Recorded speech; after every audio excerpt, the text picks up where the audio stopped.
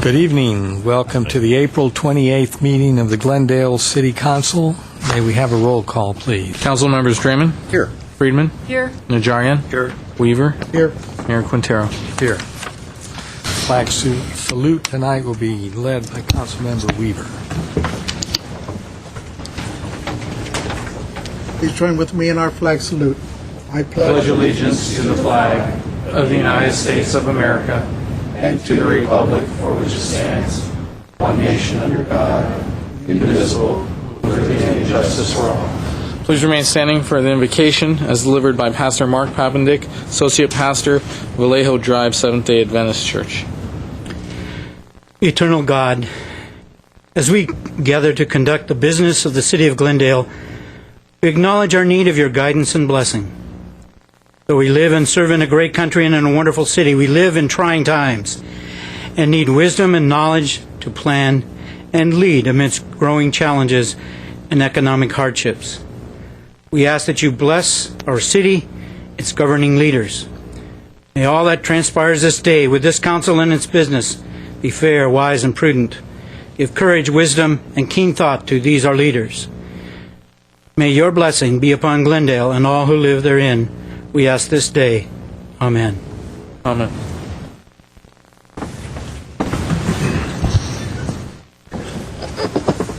Mr. Kasakian, we have your report. Agenda for the April 28, 2009 regular meeting of the Glendale City Council was posted on Thursday, April 23, 2009 on the bulletin board outside City Hall. What's next? Next, under 3 is presentation and appointments, and 3 is agenda preview for the meetings of May 5th, 2009.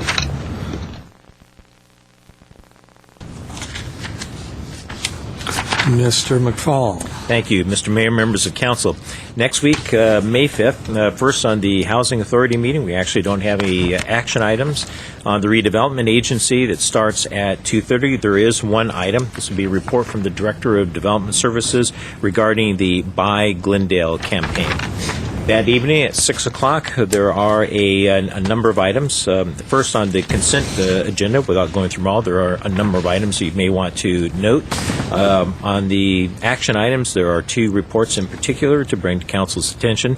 The first is a report from the Director of Community Development and Housing, and this is regarding issues related to foreclosures on residential property and powers granted to local government by Senate Bill 1137 to recover costs associated with enforcement of local property maintenance codes.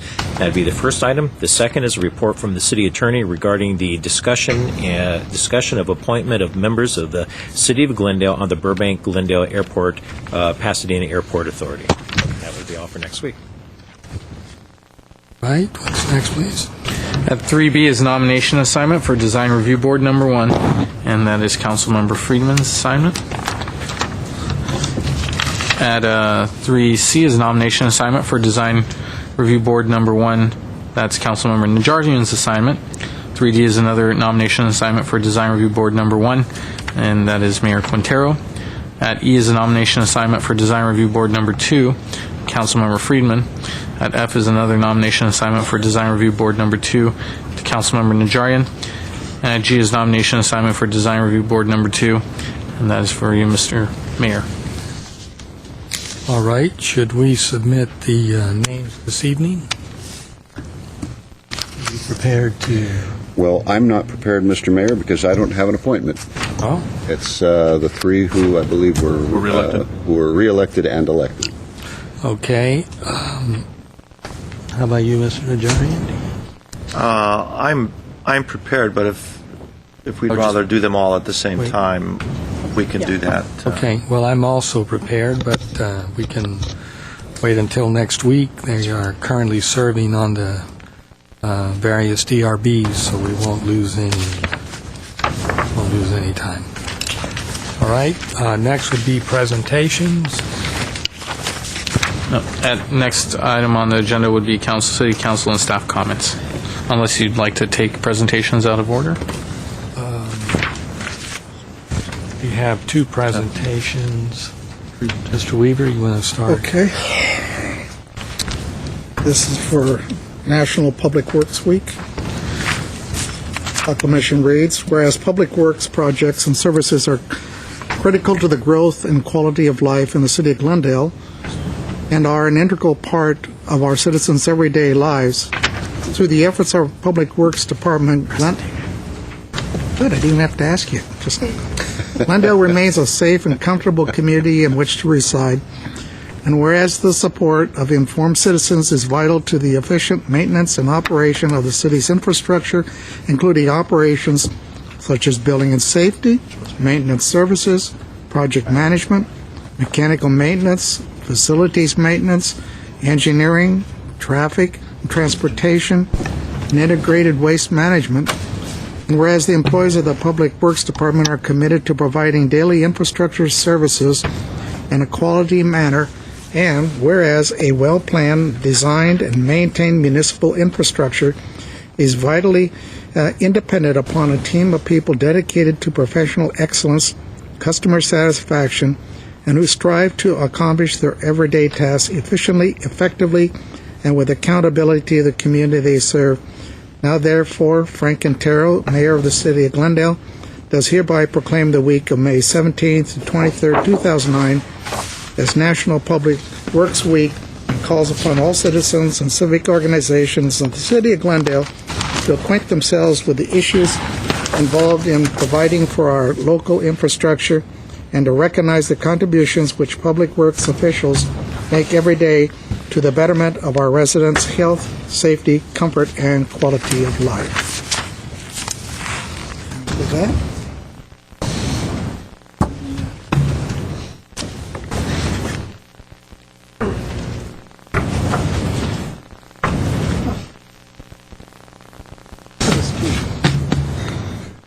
didn't think about that one, did you?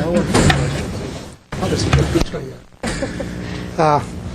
Pleasure being in the public works arena all my career. It's a great pleasure to present this.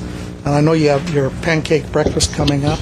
Yes, Mr. Mayor, we have recognition of our fine staff on Thursday, May 14th. We'll be the managers will be flipping pancakes for the masses and all of our employees down at the corporate yard. And then for the general public, the following week, May 21st, out here in the Civic Center Plaza, we will have a public open house with booths and vehicles and various games for the kids so that they can learn a little bit more about public works. And as you know, for 12 years I've been on council, I have cooked pancakes from 6:30 in the morning till 9:30. Yes, you have.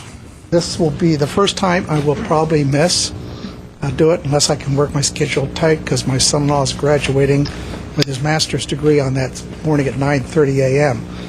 So I don't know if my family will allow me to cook for an hour and then run to the graduation. But I can't miss the graduation. No, we understand that. So congratulations. No, I will accept. Oh, you'll accept. Yes, Good. yes. Say a few words. You're caught, man. Good evening, council members and mayor. My name is Dennis Ambayek. I work for Public Works Engineering. I would like to thank the mayor and the council members for proclaiming May 17th to the 23rd as Public Works Week. Thank you very much. Mr. Mayor, why don't we have each of the members just introduce themselves and their operations? Hi, my name is Stella Abkar. I work for Public Works Maintenance Services. Hello, my name is Juan Diaz. I work for Building and Safety. My name is Dave Gully. I work at Mechanical Maintenance. I'm a heavy-duty mechanic. I'm Kim Withers. I see a lot of you around here. I represent facility services here in the city area. My name is Cindy Butalia, and I work at the transportation side of traffic and transportation. Hello, my name is Leonard Broom. I work for Integrated Waste Management. Very good. Thank you all very much.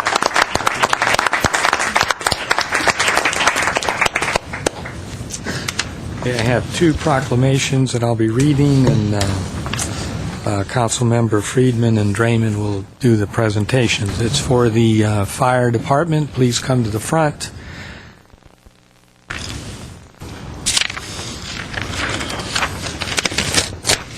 Where's the dog. I'm going to They're getting one of our fellow firefighters who's out there in the hall that needed to come in. yeah, he's here every year, isn't he? Yes, he is. He hasn't aged a bit. Well, I'll get started while he's getting organized. I'll start with Fire Service Day. And the proclamation reads, whereas the International Association of Fire Chiefs has designated the second Saturday in May as Fire Service Day, a day to focus attention on the varied and technical services being offered by the fire departments of the United States and Canada. Today's firefighters are technically trained and highly skilled professional public servants. There you go. He's got a real presence when he walks into the room, doesn't he? Hi there. Highly skilled professional public servants who perform many public services in addition to the suppression of fire, such as emergency medical response, building inspection, and public fire safety education. The public can gain valuable life-saving knowledge by seeking out and participating in fire education activities provided annually by the fire department. Therefore, I, Frank Quintero, Mayor of the City of Glendale, proclaim May 9th, 2009 as Fire Service Day and call upon the residents of Glendale to participate in the open house and activities offered at Glendale fire stations and to take advantage of the information provided by fire department personnel to enhance their safety and the safety of their families in the event of a fire or other emergency. Mr. Drain. Congratulations. Thank you very much. Thank you very much. Meg, back to you. And thank you. It's a pleasure to meet you. How many? I guess you put out fires too. Who would like to say a few words? I will. Thank you. Mayor, City Council, City staff, and members of the community.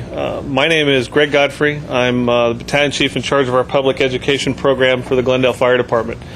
Most of the years that we've been here, you've had Tanya Gregorian, who is our pub ed coordinator, who comes here and shares about Fire Service Day. She's off on maternity leave. She had a baby just about a month ago, a little girl, so she's home taking care of her new baby. So she's not here. Jeff Brooks, one of our firefighters here, has stepped up to be the lead on putting the Fire Service Day together for us. Fire Service Day for us is an extremely important time for us. It's a time for us to open up our fire station to share with the community so that the community can come and see what we do, see our equipment, and meet our firefighters. This year, Fire Service Day is May 9th. It's 2 weeks or a week from this Saturday. It will take place at our Fire Station 21, 421 Oak Street in Glendale, right behind the Glendale Galleria. I think most people have seen it. You can't miss it when you drive down Columbus. It's probably the largest building on the street there next to the parking structure for the Galleria. At 9 o'clock in the morning, we will start with a pancake breakfast, free breakfast. We were talking about flipping pancakes. Well, Fire Chief Scoggins and some of the guys here will be flipping pancakes that morning. You're more than welcome to come join us for a free breakfast.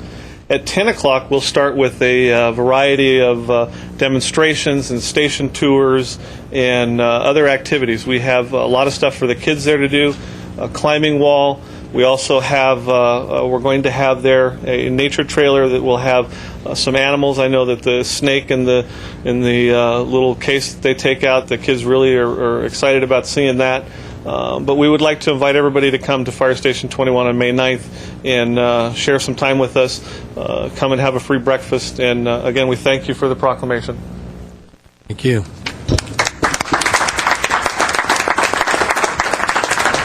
It is an excellent opportunity for the community to tour the fire stations, look at the equipment, talk to the firefighters, and young and old. I think it's a real, always an excellent day. Okay, the next proclamation is also for the fire service. It has to do with Emergency Medical Services Week.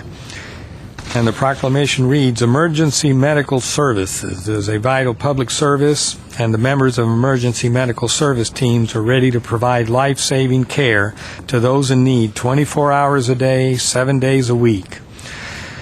With access to quality emergency care dramatically improves the survival and recovery rate of those who experience sudden illness or injuries. Whereas emergency medical services systems consist of emergency physicians, emergency nurses, emergency medical technicians, paramedics, firefighters, educators, administrators, and others. The members of emergency medical service teams, whether career or volunteer, engage in thousands of hours of specialized training and continuing education to enhance their life-saving skills. It is appropriate to recognize the value and the accomplishments of emergency medical service providers by designating Emergency Medical Service Week.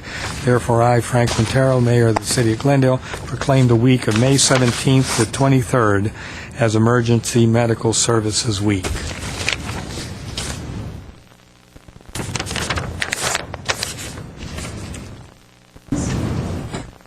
Very much.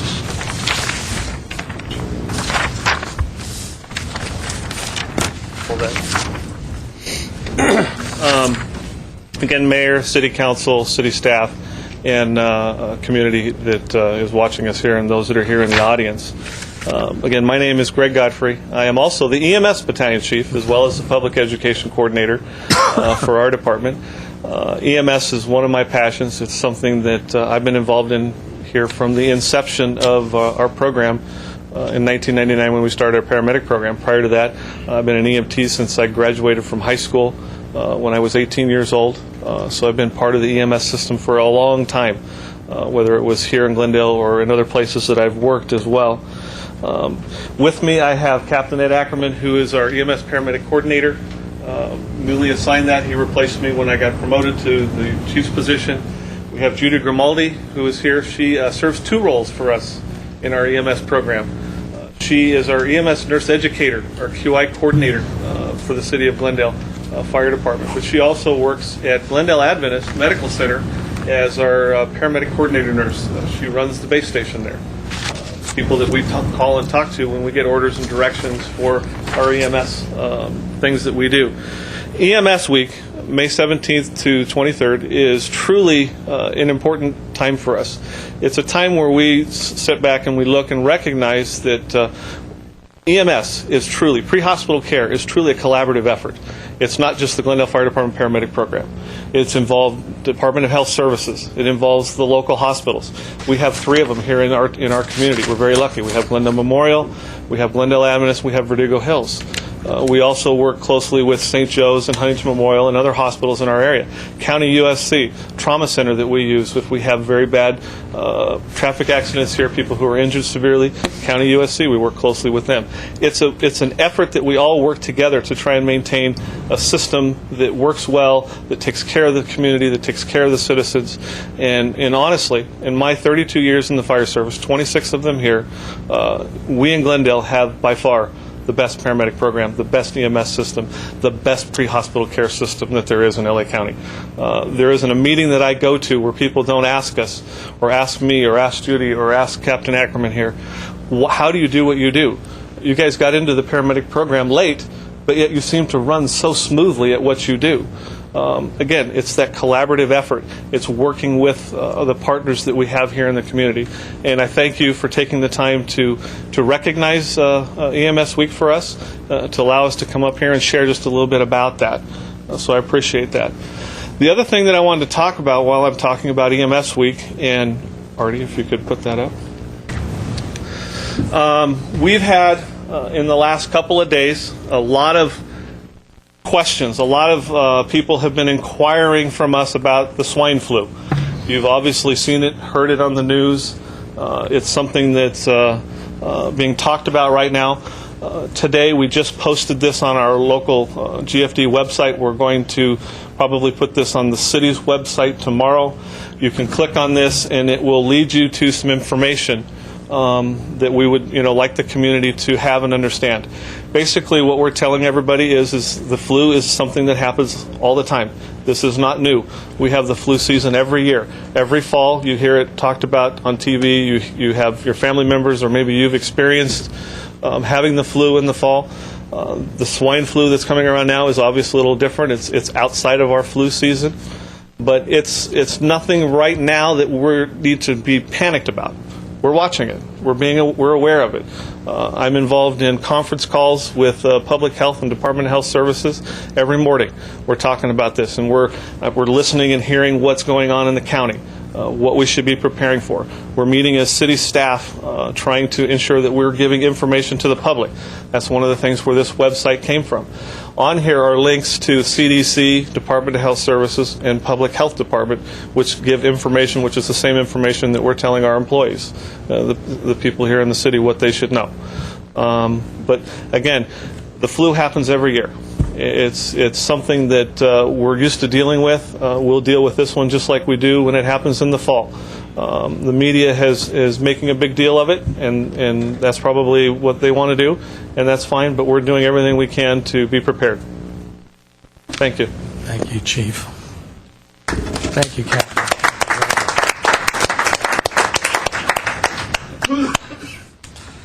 Okay, what's next, please? Next is City Council and staff comments. Any comments? Mr. Weaver? Three things that I'd like to agendize for discussion at council.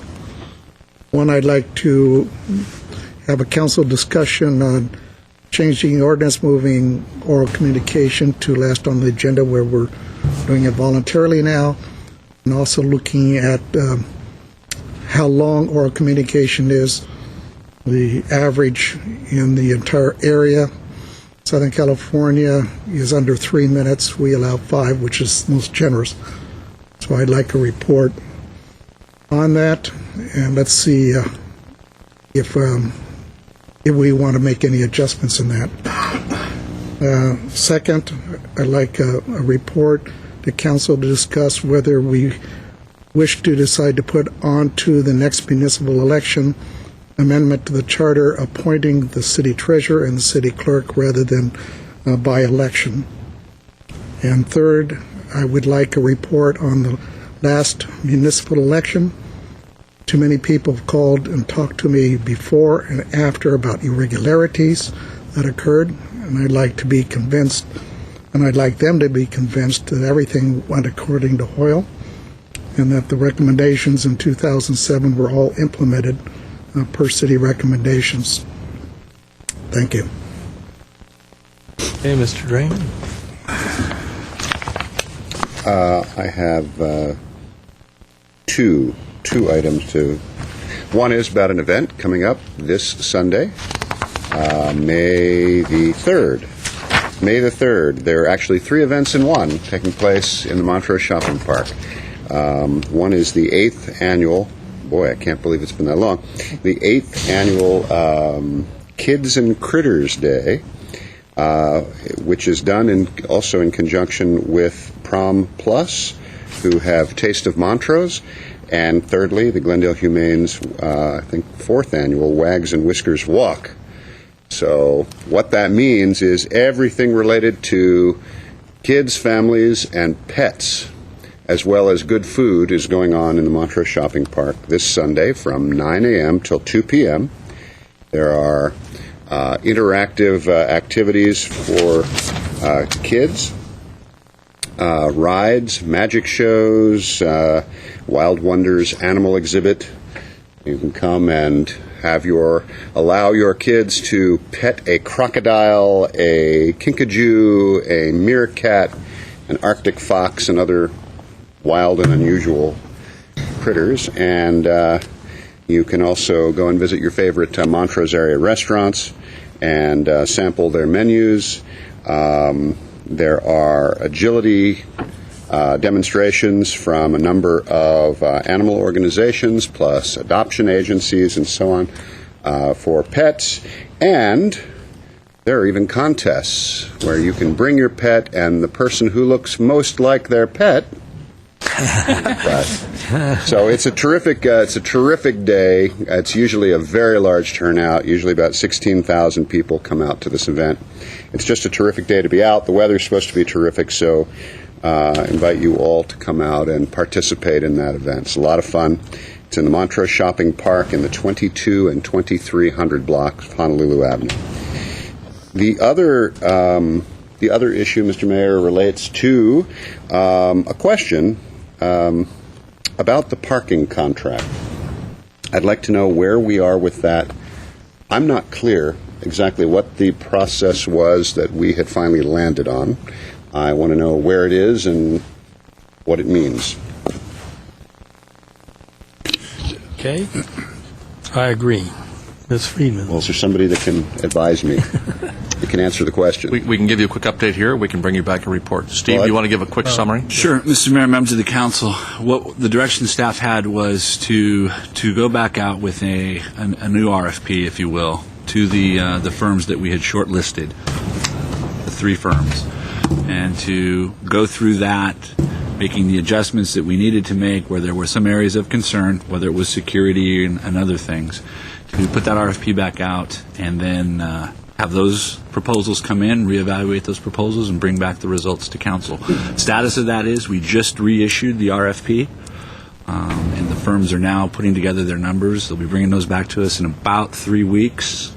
From there, we'll review those. The similar review panel overview that we had, and then bring back the results to council for discussion. Mr. Mayor, if I can, as I recall, the intent was to take out the subjective part of the evaluation and just get it down to the numbers for the 3 firms in those key areas that we'd noted in the RFP. So if there wouldn't, in effect, the 3 firms met the subjective part of the qualifications review. Then it just came down to making sure everybody's giving us apples-to-apples comparison on numbers. Correct. And Steve, the time frame for the proposals to come back? We'll probably be back to council if the review process goes fairly smoothly. We're a little bit behind now because we wanted to have this vetted pretty thoroughly by the city attorney's office. It will probably be somewhere in the 4 to 6 weeks that we'll come back to council with our recommendation. May I ask what part of this is being vetted by the city attorney's office? We went back through the RFP to make sure that we were asking the questions that would get us to the apples-to-apples comparison. There was some questions about interpretation of some of the issues and items. We had to make sure that when we're asking for a particular issue to be costed out, that's pretty clear to everybody involved. So we wanted to make sure that we got this thing as tight as we possibly could, so we weren't back through a situation where somebody interpreted one way, somebody another way, and we had different cost scenarios. And so we did our best to try to tighten it up so that we get an even playing field on this. And then, as Mr. Starbird said, the numbers come in, we can evaluate those and come back to you with who had the best proposal. Well, I thought the RFP kind of did what it was supposed to do, but we lost that argument. So, Ms. Friedman. Hey. Anyone who's driven on or off the 134 on the north off-ramp may have noticed some activity going on next to the off-ramp. And for those of you who haven't heard about it, this is a new community garden that's being put in on Monterey, which is a wonderful gift primarily for people who live in multifamily housing in that area, so that they have their own little plot of land to grow vegetables or flowers or whatever they may choose. And this is a completely volunteer effort. Everyone who's been working on it is doing so just to help the community. And this last Saturday, I wanted to just recognize the Rotary Club for coming out and participating and helping to install this garden.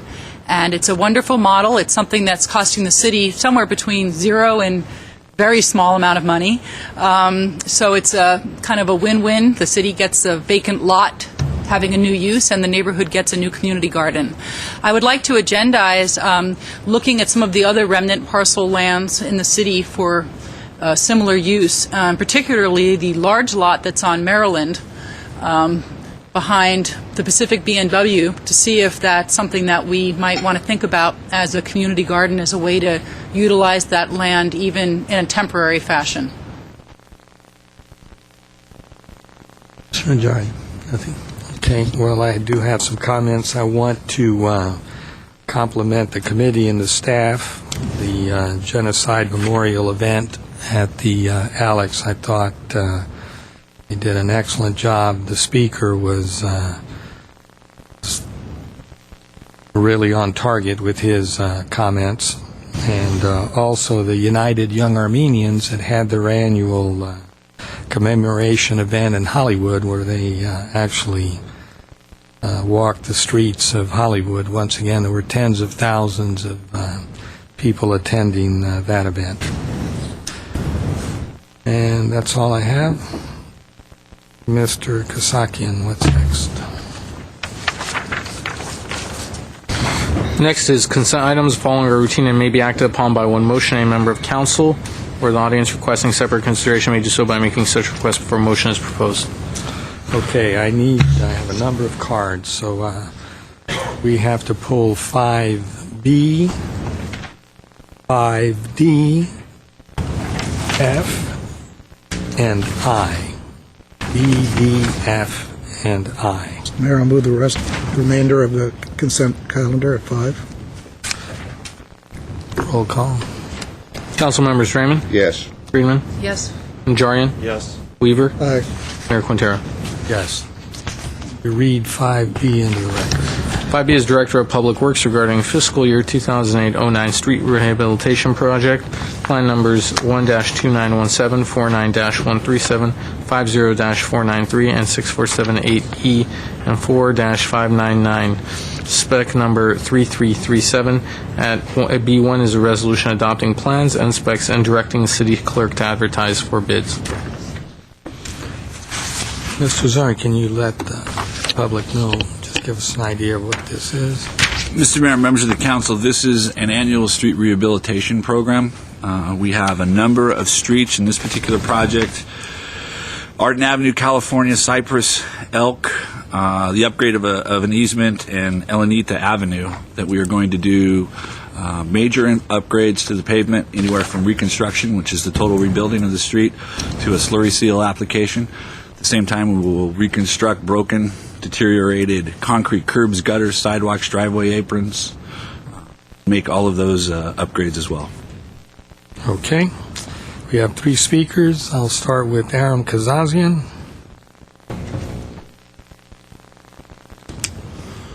Good evening, Mayor Quintero, members of council. My name is Aram Kazazian. I'm over here to ask and to remind city employees and city council that before any street work is done, as you know, I have been for 9 years asking to provide reclaimed water into a lot of different areas in Glendale. This is the time before you do any street improvements to design underground reclaimed water piping, all these areas. Eventually, we're going to need that. We need to save our fresh water. 9 years of asked to save the fresh water, and we have failed to do so. And this is the time to start now. Thank you much. Okay. Herbert Milano.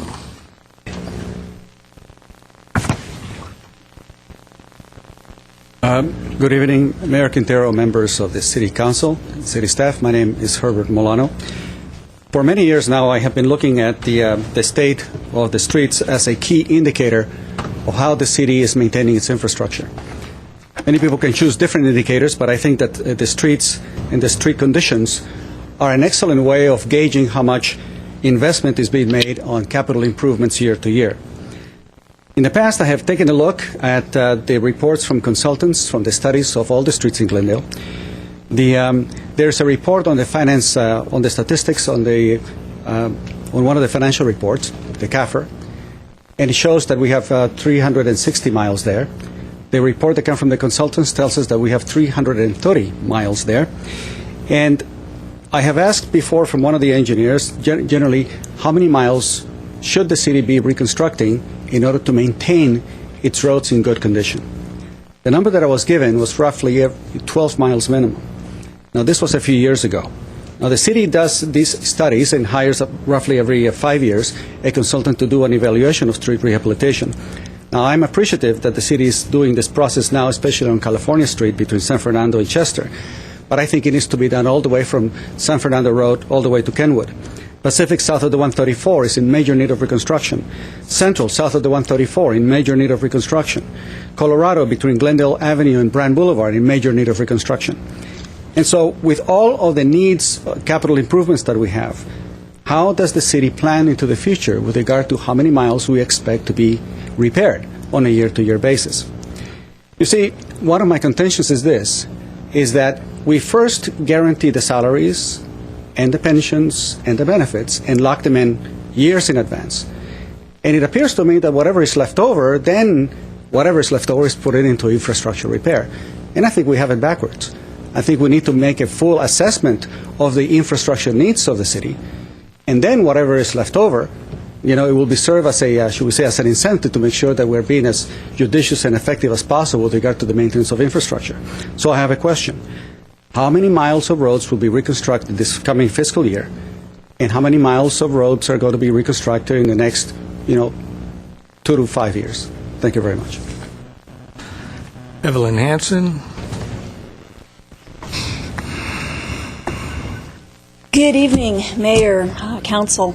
I'd like to jump on Aram Kazazian's bandwagon. He's a big guy. He can pull a wagon with a lot of people on it. We need reclaimed water. We need gray water, a gray water distribution system. We know the money involved is in digging up the street and repairing it. The cost of the pipe is minor. If you've got a backhoe out there anyway to do any digging, put a gray water distribution pipe in. It's not hard to line them up. If it's 3 feet on the north side of the center line of the street, it's all on an east-west running street, it's all going to line up. Eventually, they'll all hook up, and we can start saving our water. There's not enough water in the Colorado. Lake Mead is a mud hole. We've got Nevada. Las Vegas is growing and taking the water. We're looking at putting farmers on water rationing. We're going to go on water rationing. And I'll tell you, all that beautiful landscaping that people are putting in their houses at the behest of neighborhood services is all going to die. And then we're all going to have to replace it next fall when we're no longer on water rationing and spend thousands of useless dollars. Thank you. Mr. Cern, do you have any comments on the reclaimed water? Are any of these streets near any... Mr. Mayor, members of the council, I won't profess to be the expert on reclaimed water, the reclaimed water systems. I think Mr. Kavunas is here. He might be better to answer that. But I think if you look at the project map, one of the things you'll notice these are small segments of streets throughout the city, which is kind of how we do this. We coordinate very closely with Water and Power on all of their substructure installations, whether they're potable water, electric, or reclaimed water. And there has to be a nexus from connection to distribution and those kind of things. And again, as you see, and this is not all reconstruction. A very small part of this is reconstruction. So when somebody says tear up the street, reconstruction is where the street is removed. The rest of these are surface applications that don't require the street to be an invasive procedure done in the street. But as you can see, very short sections in areas that would be isolated. And I don't think that these, based on our coordination, fit into the master plan of the water department. But again, they could speak more to that than I can. Mr. Mayor, let me add to that if I can. And I suggest we take up this topic in more detail when you get into both the Public Works and GWP budget upcoming. But what may seem like a simplistic solution, which is every time you reconstruct a street, put some pipe in the ground, it is not that simple.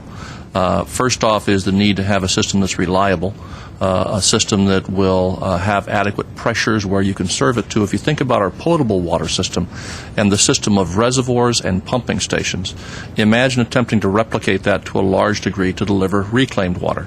And we currently utilize about 1,400 acre-feet of reclaimed water versus the tens of thousands of acre-feet a year that we utilize in potable water. That's not to say that utilization of reclaimed isn't important, but to look at replicating a system equivalent to our potable water system for delivering what is currently about 3,500 acre-feet of reclaimed water that is currently being produced by Lagwerp isn't going to make economic sense. That's why what the system has looked at is those very large users where you can justify the amount of reclaimed water that will be delivered to them to make the capital investment. So it's not as simple as just making sure you put enough pipe in the ground and eventually connect them. You've got to have pumping stations, reservoirs, and the likes to deliver a reliable source of reclaimed water, because there are times that the treatment plant is down, and in that case you don't have reclaimed water that you can utilize, so you've got to have enough in storage so people could continue to utilize it. And let me suggest we get into this in more detail. I know it seems like a simplistic answer to let's just put some pipe in the ground to deliver reclaimed water. It is not that simple. And we can have GWP and Public Works go through with you the long-range plan for the utilization of reclaimed and some of those details. It'll help clarify why it is we shouldn't just go out and put pipe in the ground thinking someday we'll connect them all and deliver reclaimed water. Okay, there was also a question about how many miles we'll do this fiscal year. Have any idea? Mr. Mayor, members of the council, Mayor Quintero, generally we try to get somewhere in that 12 to 15 miles a year range. That's our pavement management system has that dialed in. Again, I was referring to that this morning. Some question by the speaker alluding to the fact that our streets might not be in as best a condition as they could be. But again, as I had presented to council at that time, our goal being a 70% pavement quality index, 100% being perfect, and to keep our average at 70. We're well above that. Our arterials, major and minor, are in the 80s. Our residential, and as you can see, included in this is a large slurry seal package to keep our residential streets on par, is somewhere in the 73 to 75% range. Ideally, we'd love to do the book in the American Public Works Association or the American Society of Civil Engineers will tell you 10% of your streets every year getting a treatment is ideal. I've yet to find any city that's able to accomplish that. So 10% being somewhere around 36 miles a year. It's just a very difficult thing to do given the economic resources that we have, or the limited economic resources we have. But we're pretty comfortable with our somewhere between 12 and 15 miles. As I mentioned this morning, we'd fallen behind a little bit because we'd been focusing on some of our substructure work, primarily our sanitary sewer system, which is very important to us, and our storm drain system, along with the storm repairs. So we fell somewhere probably closer to the 10-mile range, but we hope to get that back up to 12 to 15 in the coming years.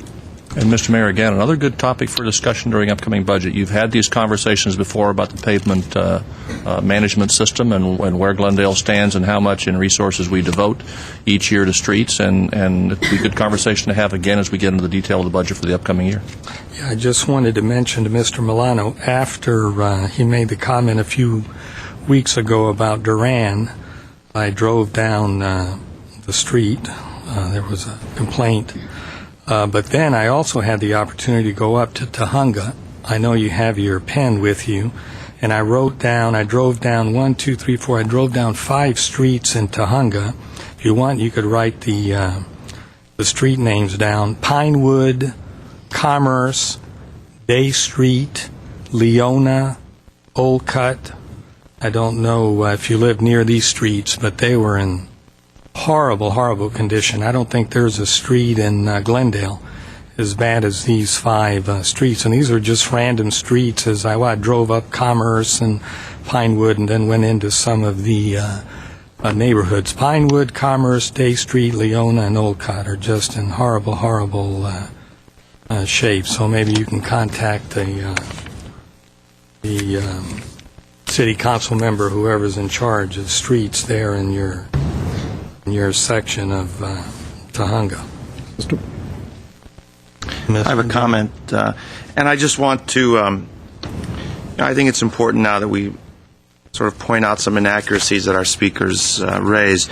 Ms. Hanson, number one, gray water is not the water that we put through those pipes.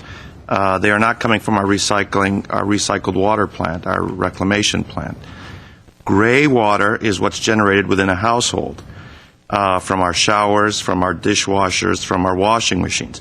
Our staff is currently preparing guidelines so each and every one of us, should we so choose, can meet gray water standards in terms of the storage. Now, if everyone did that, then we won't need to put in that heavy infrastructure and the pumps to pipe it from our reclamation plant up through the hillsides, etc. Each home could potentially be its own source of water. It would drastically cut down the need for the fresh water. So we're working in that direction, and we have just last month or 2 months ago given residents the option to put in the xeriscaping. We're not requiring the lush green landscaping. I know you're exaggerating because you know very well we had that discussion. You were an integral part of that. We talked about artificial turf as well. So the city is moving in the right direction. I don't want anyone to think that we have been completely ignorant of the water issues, and we'll be discussing that later on this evening. So thank you, Mr. Mayor. Mr. Weaver. Mr. Mayor, I don't know if anybody but myself and the council has the pavement management index, Mr. Zern. You might want to check and see if they all have it, which gives the status of all streets in the city of Glendale and where they rate point-wise down from 100, which is what engineering uses to upgrade, determine what streets really get resurfaced or replaced. And as for the streets, I'd rather take any of the streets in Glendale over Los Angeles. I was driving out to Beverly Hills for our anniversary dinner. We're on the LA streets, and the sign Beverly Hills came up. When we crossed the intersection into Beverly Hills, they were all smooth. So I think the same thing. We go from Glendale to Los Angeles, we run into the rough streets. Ms. Friedman? Yeah, I just wanted to say that the speakers who brought up extending the reclaimed water system, I think that's a point very well taken, and I'm glad you brought it up. I think the best way to handle it would be just to let GWP and the city know that I think this council wants to see some sort of plan, going forward. I'm sure we'll talk about it more, but it's something that we need to have that plan in place as we move forward, because rather than trying to do it piecemeal and catching up, we need to have a comprehensive plan to see how far we want to take that and what it costs, and to be able to move forward in an efficient manner. But I appreciate you bringing that point up. Any other comments? Roll call. Do we have a motion? There's no motion or second yet. 5B1. Second. Roll call. Council members Draymond? Yes. Friedman? Yes. Najarian? Yes. Weaver? Mayor Quintero? Yes. To read 5D. 5D is Director of Public Works regarding Greenbrier Road and adjacent streets rehabilitation project, spec number 3348. D1 is a motion awarding a construction contract to Imperial Paving Company, Inc., the lowest responsible bidder in the amount of $840,580, including contingency and rejecting all other bids. Mr. Zern. Mr. Mayor, members of the council, this again is a major street project which was bid prior to the one you just previously reviewed. This, we call it the Greenbrier Road and adjacent streets. It started out as just Greenbrier Road because we evaluated the entire neighborhood and began to see that there was a need to expand our services. We included the whole project area, which you see in the map in your packet. Same scenario. This is the three different types of pavement applications: reconstruction, resurfacing, slurry. We'll also repair all of the damaged and broken concrete, whether that's curb, gutter, sidewalks, driveway aprons. We'll also fix any storm drains, upgrade any catch basins, and fix any sewer lines that need to, or sewer laterals that need to be fixed as well. Okay, I have one speaker, Evelyn Hanson. Oh, that's okay. Okay, any comments? I have a comment. Question? Mr. Zern, outside of these streets, we have crews that go out and repair potholes and defects in the roadway as necessary. Do you have a number that we can put out to the public if they want to report a pothole? Yes, Mr. Mayor, members of the council, to the public at large, if you see a pothole or any defect in the streets or the sidewalk, curb, or gutter, anything broken or out of place, raised that you want to report, the number would be area code 81. This would be the Public Works Maintenance Services Division, area code 818-548-3950. Mr. Mayor, one thing, again, the climate for awarding contracts is good, with this bid 24% below the engineering estimate. Yes, which is real good. Mr. Mayor, members of the council, it's outstanding. As you can see, as you go through these different items, we're 24, 29% below. I was telling Mr. Starbird earlier, for the last 12-month period, we're averaging 22% below our estimate, which for the size of our project is close to $3 million in savings, which can be then literally plowed back into the infrastructure and getting more work done. Or frees money up, the general fund. Could I have a motion? I'll move of 5D1. Second. Roll call. Council members Draymond? Yes. Friedman? Yep. Najarian? Yes. Weaver? Aye. Mayor Quintero? Yes. 5F, please. 5F is Director of Public Works regarding approval of the final map of tract number 69407-485 Unit New Condominium Subdivision at 536 North Maryland Avenue.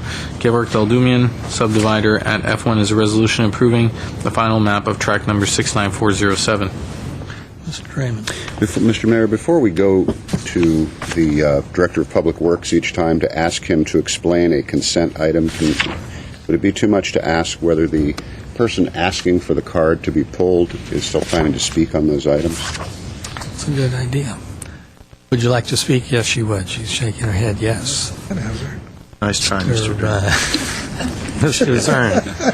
Mr. Mayor, I mean, because they are consent items, so if they're items that should be on as action items, then we should take them as action items. And Mr. Mayor, They're items of interest. it might be appropriate here to ask the city attorney to sort of explain the nature of an action on a final track map. If there's basically the final track map is approving the map after the tentative map was approved and the conditions have been satisfied. There's been a determination by the city engineer that all the conditions have been satisfied, and it is essentially a ministerial act at this point, unless there's just any credible evidence that one of the conditions has not been satisfied. Okay. I have one card, Evelyn Hanson.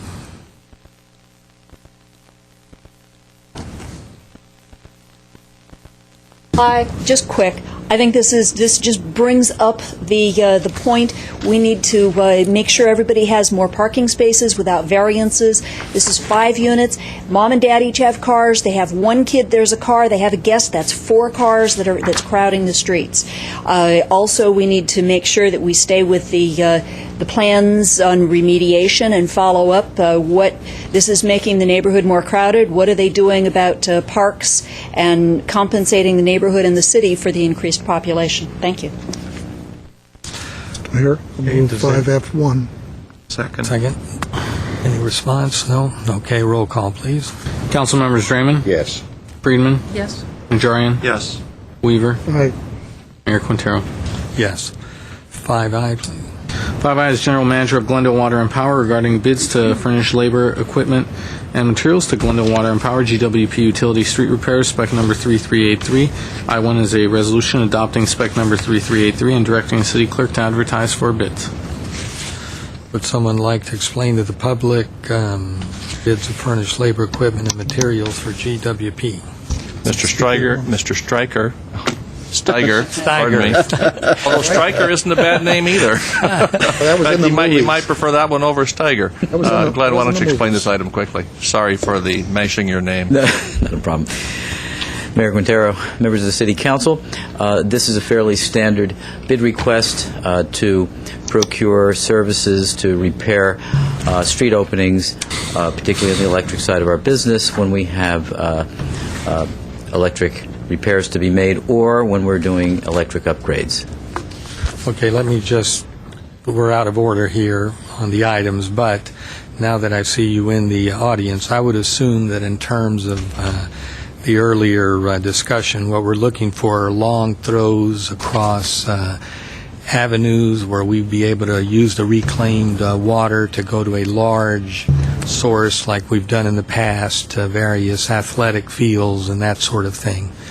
Is that correct? That is correct. And in general, and much of this has been discussed, and I think as Mr. Starbird mentioned, we will have a full plan laid out to you. But just in general, our 5-year strategic plan indicates that we will be almost doubling the amount of water that we will be offering as recycled water in that time frame. Okay, and I hope it will include that subdivision to the east of the 2 freeway, which has wanted this service for many, many years. Mr. Starbird. Just a quick supplement to that. I think as part of your review of the strategy, you need to also look at the past policies we've had relative to how we price reclaimed water. The interest in it comes from getting a reduction. And frankly, I think the days of being able to offer reductions in order to extend systems is something you need to evaluate. So all of that we'll have packaged for you, and you can spend time looking at it when we come back with both GWP and Public Works budgets, because I think the sanitation operation needs to also weigh into this prospect of extending the system, because it is essentially finding a means of disposing of reclaimed water that's produced through the sanitation fund, even though GWP has handled it as an entrepreneurial operation in the past. Okay, thank you. We do have a motion. No, I'll move 5I1. Second. Your speaker. Oh, I'm sorry, Ms. Hanson, you're the one that would you like to speak on this item?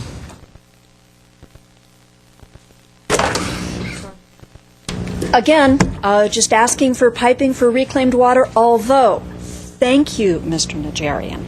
If I can use my own gray water from my own house, I will abandon any requests to use reclaimed water.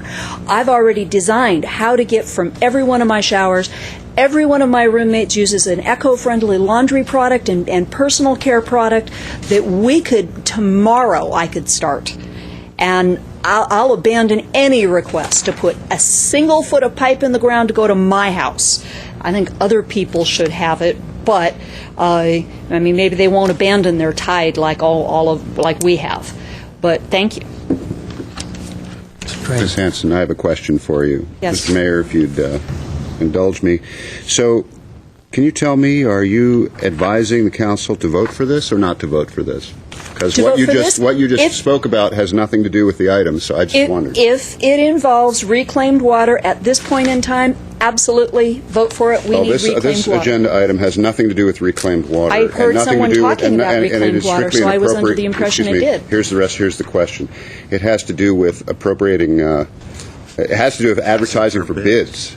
So I'm kind of curious what that has to do with this. So are you advising me to vote for this to instruct the city clerk to advertise for bids or not? You're done? Yeah. The original reason I put a card in was to ask that piping for reclaimed water anytime the street was being torn up would be included in the bid. Okay, so I didn't get an answer to my question, but I thank you. Okay, thank you. Could I have a roll call, please? Councilmembers Draymond? Yes. Friedman? Yes. Najarian? Yes. Weaver? Aye. Mayor Quintero? Yes. What's next, please? Next would be oral communications. Okay, we will take announcements, and oral communications we'll take at the end of the action items and hearings. The first card is from Larry Tyson. It looks familiar.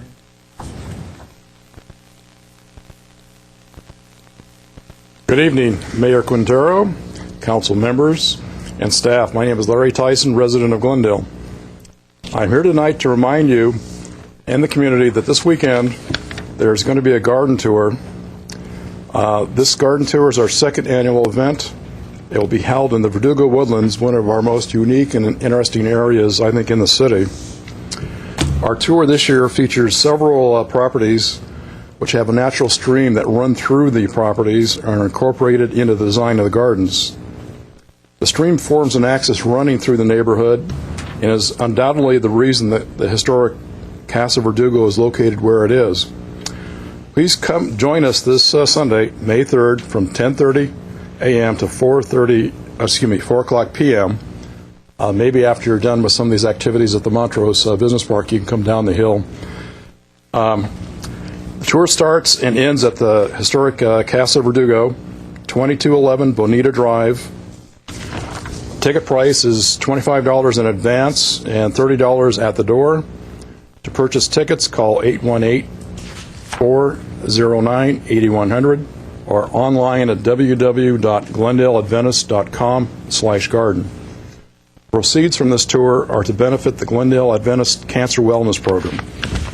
Also, there will be a raffle of donated services and items. Again, please come join us this Sunday for this garden tour in one of Glendale's most unique neighborhoods. Thank you. And if you have any questions, I can answer them. Date and time again? Sunday, 10:30 a.m. till 4 o'clock p.m. And we start at the Casa Verdugo, which is on 2211 Bonita Drive. Thank you. Thank you very much. Salpi Akagorian.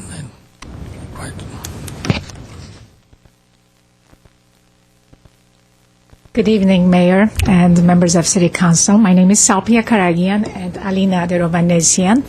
We are here on the behalf of Armenian International Medical Fund, where our community here from Glendale is very much involved in helping us do a project of cochlear implants in Armenia. I think you've heard about this project a couple of years ago. We came and spoke about this. And this year, again, we're doing a fundraiser in Glendale Hilton, which will take place on May 3rd at 5:30 in the afternoon.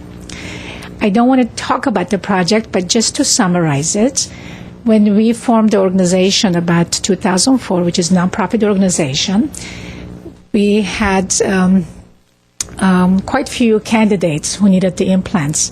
And today we're very proud to say we have performed surgeries on 29 young children and young adults, and with 100% success rate, which means all of them, they hear, they speak, and they attend normal school. So we're very proud of the Glendale citizens helping us out with this event, because without their support, we cannot do man-made miracles in Armenia and for the people in the Caucasus. If you have any questions, I'd be glad to answer them. Well, once again, would you repeat the time, date, and location? Yes, it's on May 3rd, this Sunday, at 5:30 at Glendale Hilton. Thank you very much. Any other comment? Would you like to say a few words? I just think this is for a great cause for all the children in Armenia, and we've worked very hard, and this year's program is going to be especially extraordinary and memorable. So I encourage everyone to attend.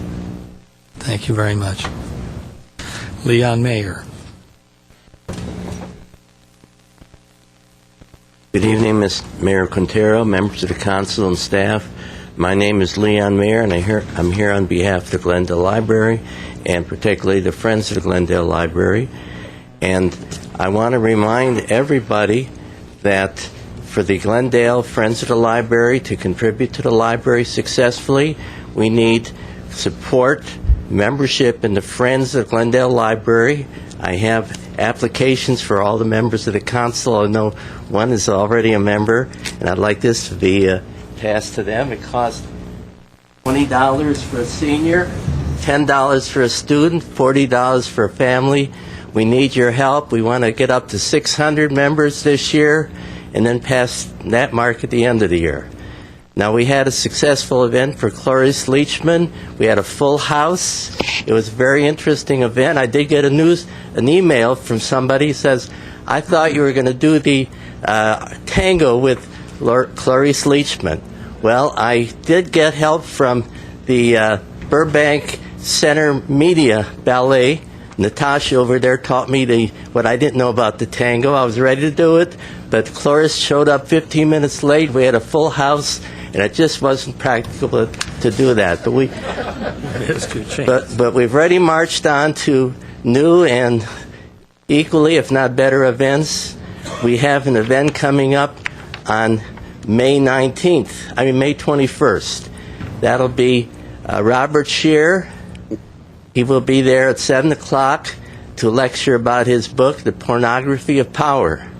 Now, that's a challenging book, and he's a challenging journalist. He's been a journalist for over 40 years. He was a war correspondent during the Vietnam War. He's been a correspondent for the Los Angeles Times and then a nationally syndicated columnist, and I can go on with his background and qualifications. He's presently a professor at the USC Annenberg School of Communications. It'll be a treat to have him come to the library, and you can ask questions at the end of the program. He'll be there to answer your questions. Now, we have an equally interesting program June 1st. On June 1st, we will have a person who you're all, if you saw Mark Arax, he already talked briefly about his book about California west of the West. And he will be there with his cousin, Eris Janigian, who has also written a book. Now, Mark Arax is actually a California historian. And that'll be a very interesting program. We'll have more to say about that as we get closer to the June 1st event. Thank you very much for your interest and your continued participation in the events. Thank you. Okay, thank you. If anyone is going to speak on these action items, 8A, 8B, 8C, or any of the hearings, 9A, 9A, 9B, please turn your speaker cards in now.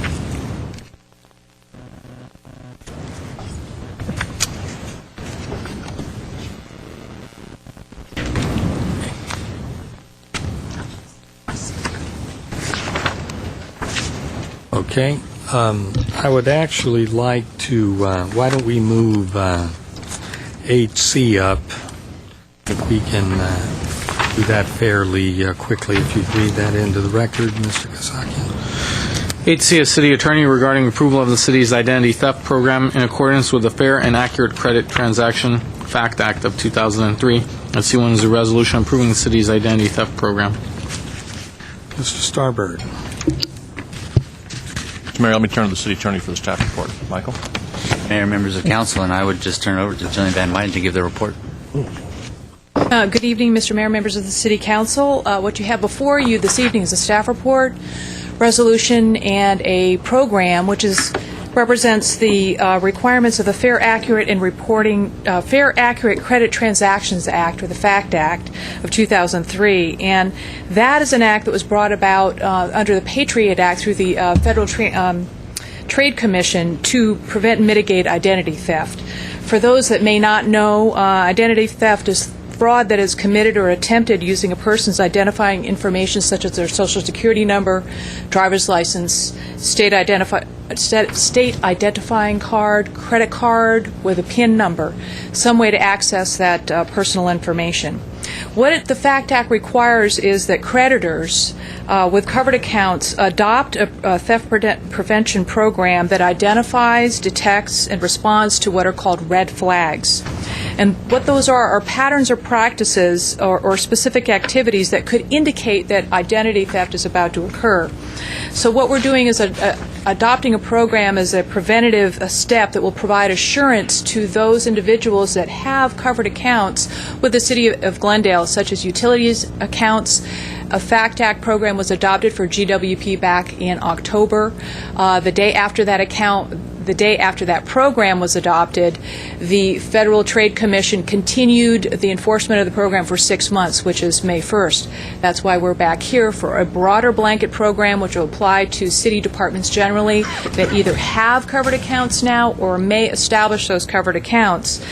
What we know is that nationwide there's been a significant increase in identity theft crimes. That Glendale Water and Power reported a rise of about 39% of attempts between 07 and 08.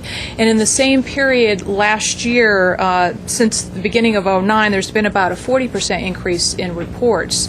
So this is particularly important at this period of time. The red flags are, just so that you're aware of what we're looking at, alerts, notifications, or warnings from a consumer reporting agency, suspicious documents, such as applications that come in with information that doesn't match up, suspicious personal identification information, unusual or suspicious activity on an account, notices from consumers or victims of identity theft, law enforcement, or businesses. So what will happen here through this program is that departments that will be trained to identify these red flags on an ongoing basis. They'll be required to adopt and implement protection procedures to protect hard copies of information, electronic copies of information, and to limit access to personal identifying information. The detection procedures will include verifying identification, customer authentication, address change verification and monitoring, and just the practical use of common sense, not leaving documents with identifying information lying around. So protection of the hard copies of information. Response procedures will be implemented through this program, and there will be training and reporting, annual reporting, and ongoing updating as thieves that are out there that are continuing to hone and develop their skills and perfecting their skills at hacking into and otherwise obtaining that information. So, too, we're required to assure that our programs are updated on an ongoing basis so we can fight against those attempts. So that's what the program is, and if you have any questions, I'm available to answer them. Any questions or comments? I'll move it if you're ready, Mr. Mayor. Any other? 8C. Okay, go ahead. C1. A second. Motion. Roll call. Council members Raymond? Yes. Friedman? Yes. Najarian? Yes. Weaver? Aye. Mayor Quintero? Yes. All right. Let's go to 8A. 8A, under action items, 8A is General Manager of Glendale Water and Power regarding authorization for staff to propose amendments to the Glendale Municipal Code relating to water conservation. At 8A1 is a motion directing staff to propose amendments to Chapter 13.36 of the Glendale Municipal Code. Mr. Starbird. Yes, I'll go to Mr. Steiger, General Manager of GWP for the staff report. Glenn. Mayor Quintero, members of the City Council, as you're aware, since the beginning of this year, Governor Schwarzenegger has declared a drought emergency in the state of California, including Glendale. More recently, our prime supplier of water, the Metropolitan Water District, has also cut back the amount of water that we will be allowed to provide to our residents. So within the last couple of months, we've found it very, very important to update our water conservation ordinance to give us the tools and allow us to have the ability to put various water conservation and potential restrictions in place should it be necessary. So at this point, I'd like to introduce Peter Kavonis, the Assistant General Manager of Water Services, and Joy Gaines, who is in our Public Benefits Department, to give you an overview of our water conservation ordinance. Glenn. Honorable Mayor, members of the Council, good evening. I'm Peter Kavonis, Assistant General Manager for Water at GWP. Appreciate the opportunity to present this item to you, and the action that we're asking for you tonight is to give us the authority to present to you changes to the existing Conservation Code. The Conservation Code exists in the... Why don't you repeat that again so that the speakers understand what we're doing tonight? Repeat that again and even explain it if you like. Thank you. Yes, we are not here proposing changes to the ordinance tonight. We're not asking your council to adopt changes tonight. We're simply asking for your permission to present changes to you, thus making you and the community aware that we're working on it and we're fully prepared to give you an overview of what those changes would be and the rationale for those changes. I appreciate that. Thank you, Mr. Mayor. Would that mean a public hearing? But if we can, this would later come back to you as an ordinance establishing the possible mechanisms you could implement, adopted in the municipal code, and then subject to require a public hearing for those measures. The ordinance changes, I do not believe, require a public hearing, but the fees will, if there are any changes in the fees. So the standards wouldn't, but they'd have to come back to you to public meeting for discussion, introduction, and eventual adoption. So this evening is to give you a sense of what the staff would like to work on to bring back to you in ordinance Ask one more question. Will staff be going out meeting with any groups like the Board of Realtors, the Chamber, or you come back to us to explain it more fully to them? Yes, there is an item, and I will touch on that is very sensitive to the realtors, as we had anticipated that it would be, and Mr. Sam Engel of Neighborhood Services is tasked with coordinating a meeting between us, not only the Board of Realtors, but also the apartment owners associations, to communicate to them what our proposed changes would be, to listen to their concerns and see if there's any way to meet both needs. And that will be incorporated in the presentation to Council. We're targeting, I believe the date was laid out in the report to Council. We're targeting to come back for an introduction of the ordinance on your May 19th Council meeting. And if that were introduced, then the adoption would be on May 26th. So for tonight's meeting, I'd like to bring everybody on the same level of understanding and simply remind everyone that we currently do have a conservation ordinance, and it's a very good ordinance. It was written after the last drought, when things got so bad that cities like Glendale realized that we needed to have tools to enforce conservation when people weren't cutting back on their own enough. The existing municipal code provides two major provisions. One is the long-term good practices of efficient water use. Now, they're not termed in a nice term. They're called the no water waste policy. But that's really what that is. And it sets out 12 policies of how water should not be used in the city of Glendale. And that's in effect at all times. Truth is that when water is more abundant, we as a city tend not to focus on that as much. And we get more sensitive to it, again, as a community, when water resources are more scarce. The second set of provisions in the existing code are provisions that allow the city to impose a mandatory rationing, or excuse me, a mandatory conservation level based on a certain baseline, whatever the city decides is the appropriate baseline. That's what's existing today, those two key provisions. And what staff would come back and propose to your council in mid-May is to keep those two existing provisions, but update them to reflect what has come to be a little bit better understanding, a little more updated understanding of how these measures are to be effective. Specifically, the California Urban Water Conservation Council is a statewide coalition and has a memorandum of understanding which Glendale signed a long time ago. And when agencies like Glendale signed the MOU, they agreed to abide by the best management practices in that MOU.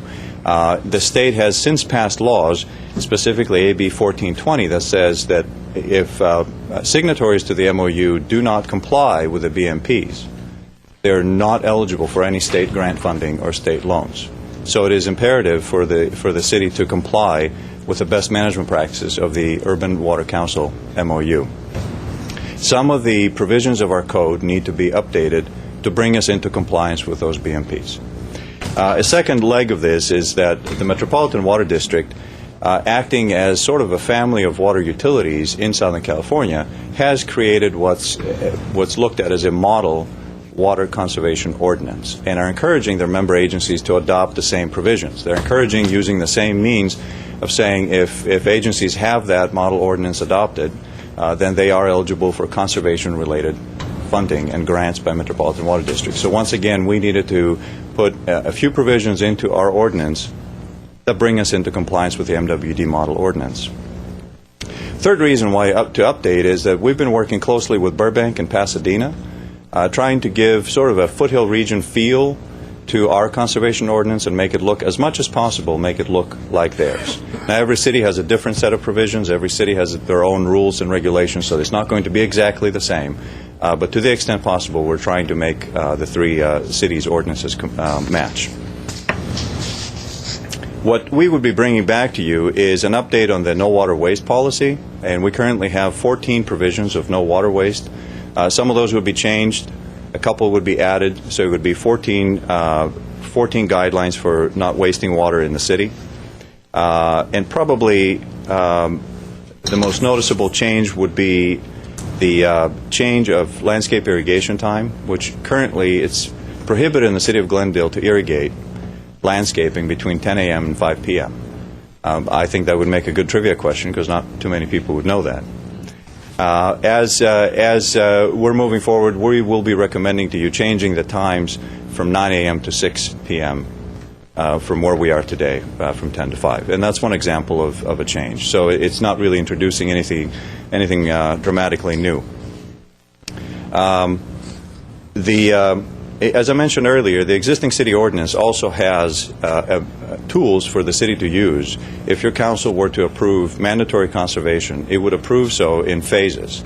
The existing ordinance has phases of 10%, 15% mandatory conservation, 20, 25, and so on. The changes that we would propose simplify this a little bit by eliminating the percentages that end in fives and simply going in increments of 10%, 20%, 30%. We see little value and see it as adding confusion to have the phases in between. 10 versus 15, 15 versus 20 doesn't seem to make that much of a difference. The way conservation would become mandatory in the city of Glendale, according to the code, is staff would recommend to you, and you would have to approve, a particular phase of conservation. Based on the supply situation in California, Metropolitan Water District has announced that we have a regional shortage of 10%. That doesn't mean that every member agency has to have 10% mandatory conservation. Some agencies, depending on how reliant they are on Metropolitan Water District, may have to conserve more than 10%.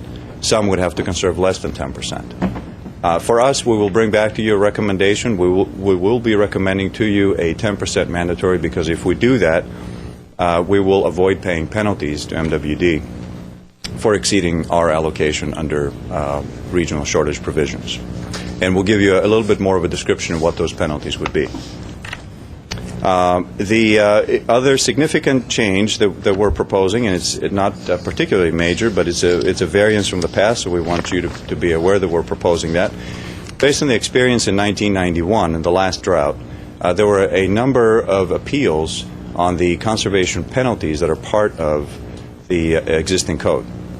And there was a tremendous amount of staff time. There were thousands of appeals, and each appeal has to be handled by one person that does the intake and another person that will assess it, and then ultimately it will go to Mr. Steiger for his approval. It may be appealed to the Commission as the ultimate arbiter.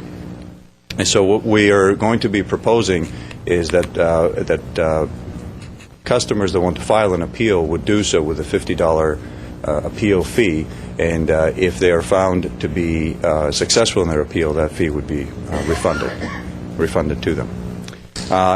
Those are, in a nutshell, the proposed changes to the conservation ordinance that we would be bringing back to you if you give us authority to do so. Any questions or comments from the council? Immature. Mr. Jerry. Did you mention anything about point of sale, retrofitting of fixtures? Is that part of this whole deal? I know that's yes, and I have to apologize, of course, and that's why there's that.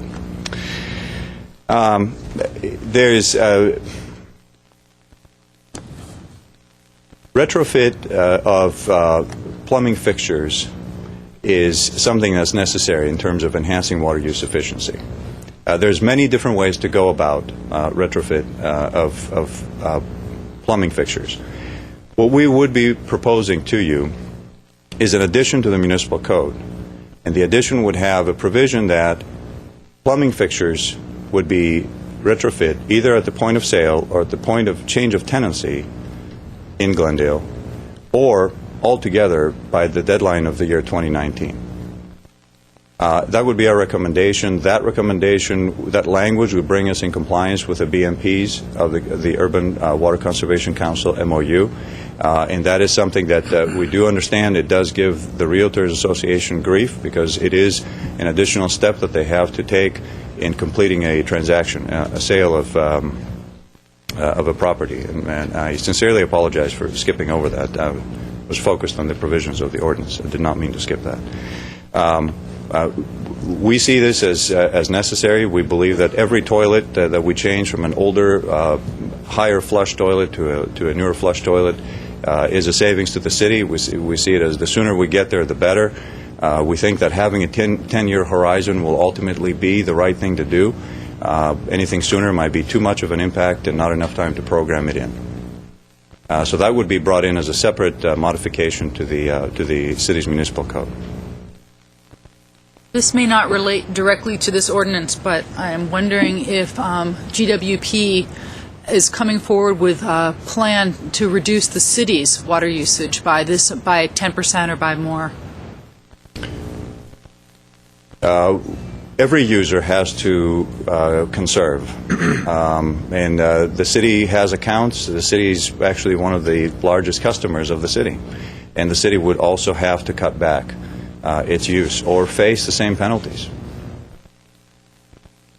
including all the landscape irrigation provisions. And we worked hard with Parks and Rec to make sure that the irrigation happens at the right time. If irrigation is done by recycled water, that's clearly posted so that the message comes out clear. Ms. Starman? The simple answer is yes, and we'd want to comply with the ordinance along with everybody else. Back again to the point of sale and retrofitting. Let's talk about retrofitting with point of sale as a possible option. Please bring us back as many other possible options on that 10-year window of retrofitting, whether it's incentives by GWP, waiver of deposits. I mean, give us many different options to choose from if you can. I mean, clearly I know the realtors are opposed to the point of sale, so give us other avenues that we could at least discuss and explore that would reach that 2019 deadline without imposing the point of sale restrictions. So we'd love to talk about it, and I know you're very creative, and GWP has some discretionary funds that benefit. Does this fall under the public benefit charge, or any of these funds? You give those little shower heads, and you do other things. So come back to us. I don't want to come back to us with a flexible number of options where we can discuss reaching that goal. Will do, Mr. Najarian, and we do have an option that we'd like to explore with the realtors. See if they're willing to assist us in that. We can find middle ground again. Any other questions or comments? Okay, I have a number of cards. I have a card from Laura Alasso, and she will be speaking on behalf of 7 realtors: Judy Schlegel, Shannon Sistali, Vivian Long, Aram Dorj-Harbekian, Nushin Zaraki, Ira Bland, and a gentleman who's never ceded his time to anyone, Rick Barnes. She may change. It's a pleasure. We have 5 speakers who would like to speak that seated time. Have kinds of order. Okay. Those 5 speakers in our. I can start with you.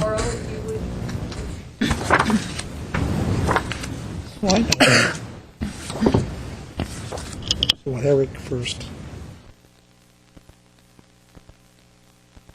Yeah.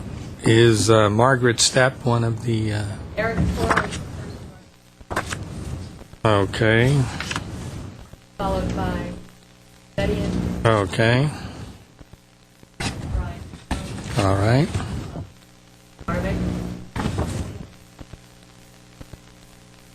Okay, so you want to start with Eric Toro. At your pleasure.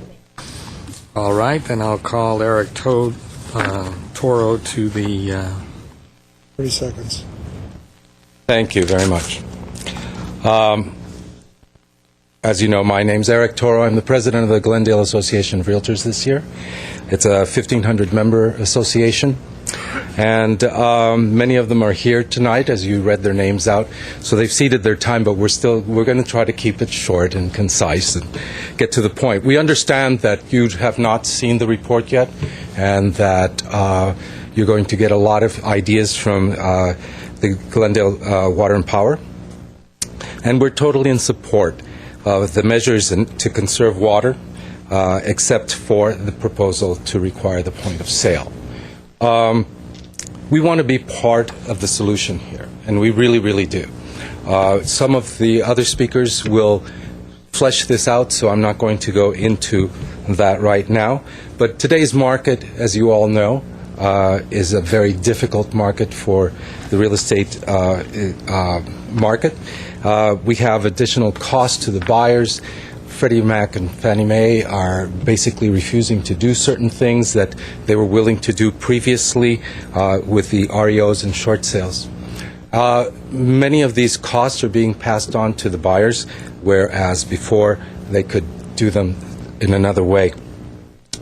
Of course, we are concerned about disclosures because we do have a state law that says that we have to disclose everything, and basically we don't want to be the police people having to do with this. So we're happy to see that you're going to look at many alternatives to this, and we have given DWP a number of alternatives to it that I think obviously would work just as well, if not better.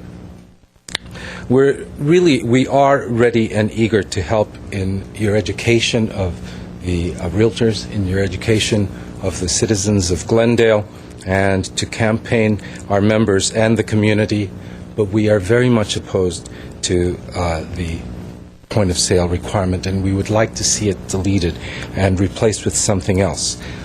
So I'm going to stop there so that you can listen to the other people who are here today. Thank you very much. Thank you. Armin Avedian, followed by Brian Malone.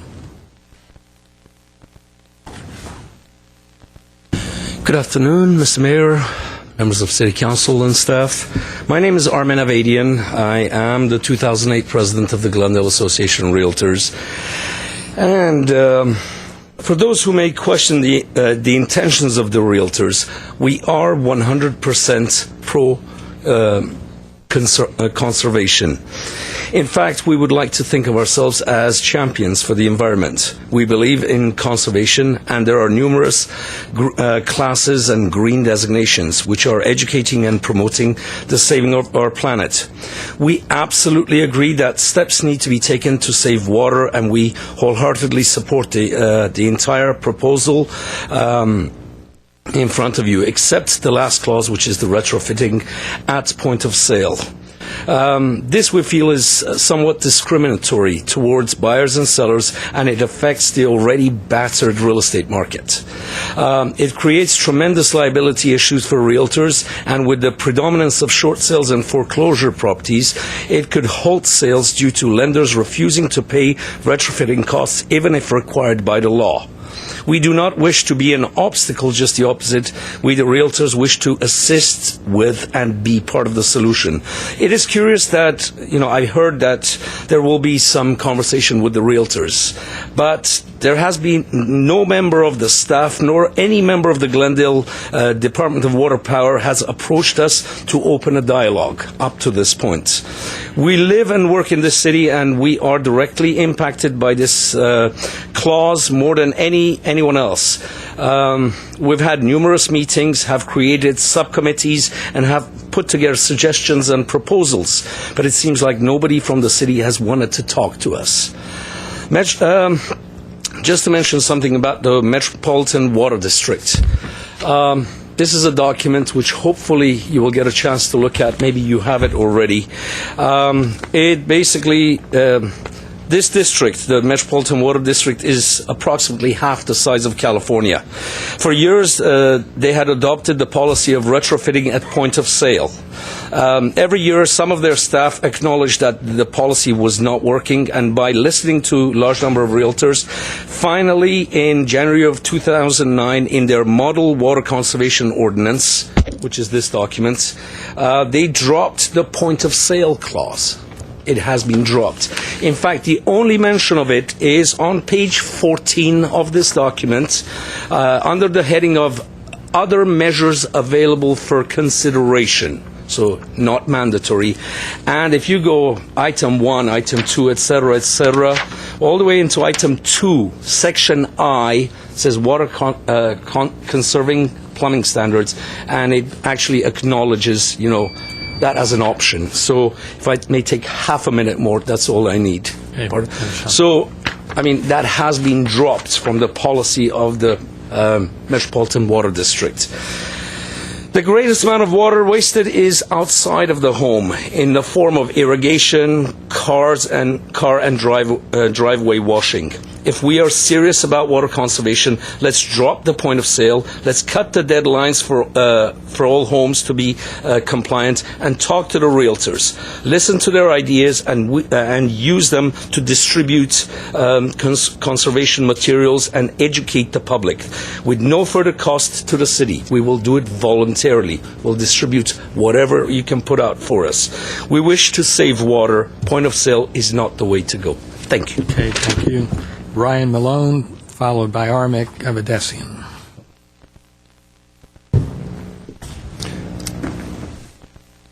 Good evening, Council, and good evening, homeowners, and hopefully future homeowners that we'll have in Glendale. And congratulations to a great City Council campaign to the awards of that. This is what we're talking about, the water tonight. And I want to reiterate some things that I've heard. My name is Brian Malone.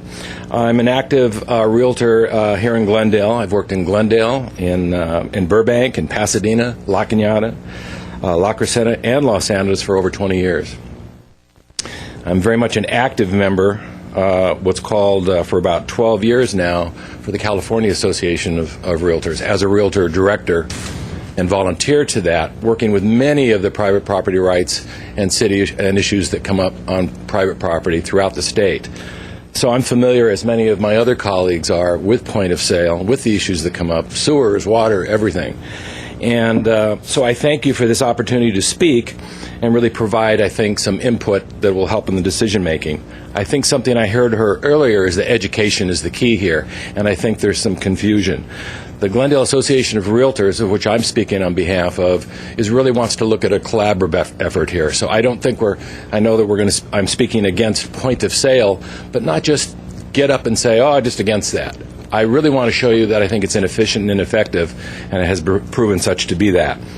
And so ours is really a collaborative effort with you. You have the tough one here to try to implement this. So I want to provide that to you, POS, point of sale, that is basically what I feel ineffective and inefficient. And here's one position I think that we would like to point out.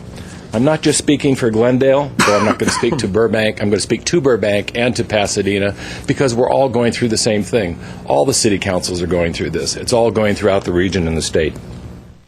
In speaking of the region, and I'm talking just about single-family homes here, and I'm paraphrasing, taking some information from one of my other colleagues in Burbank.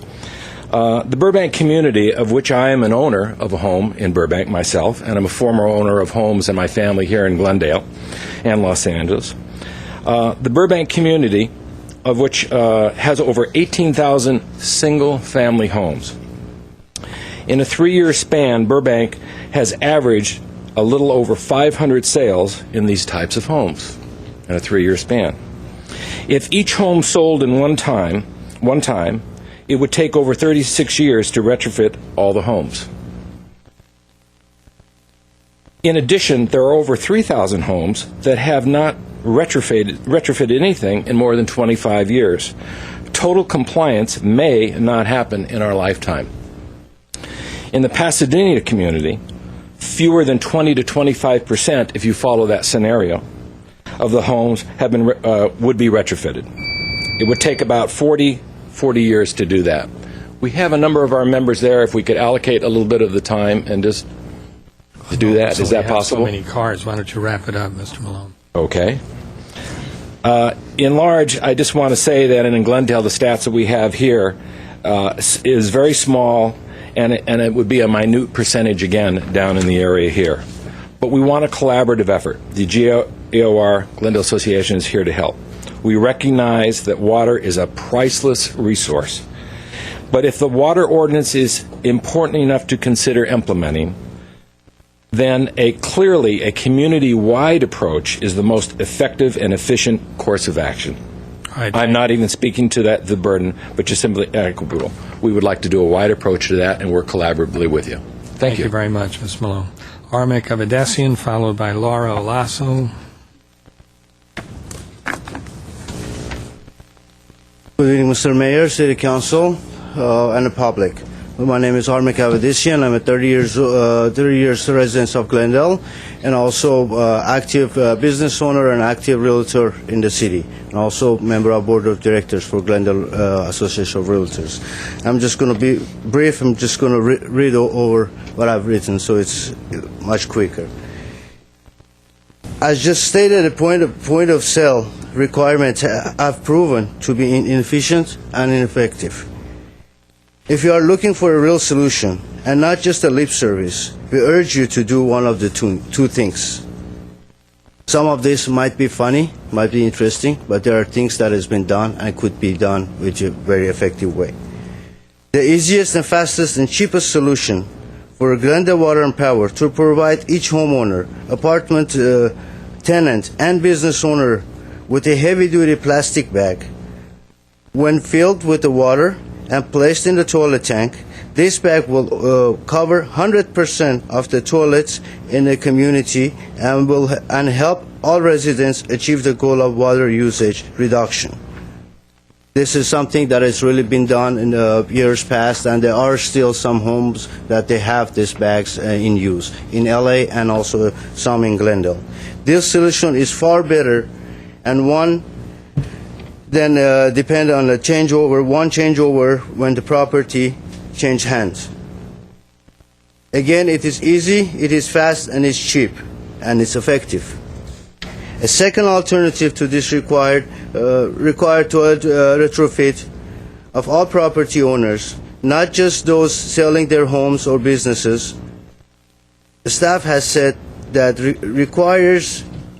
requirement is already on the books, and that 2019, the year of all this to be completed. We have read entire water conservation ordinance currently in the municipal code. We cannot find that requirement anywhere. If it says it exists, I guess I believe you. This is too fair and equitable requirement and reasonable timeline.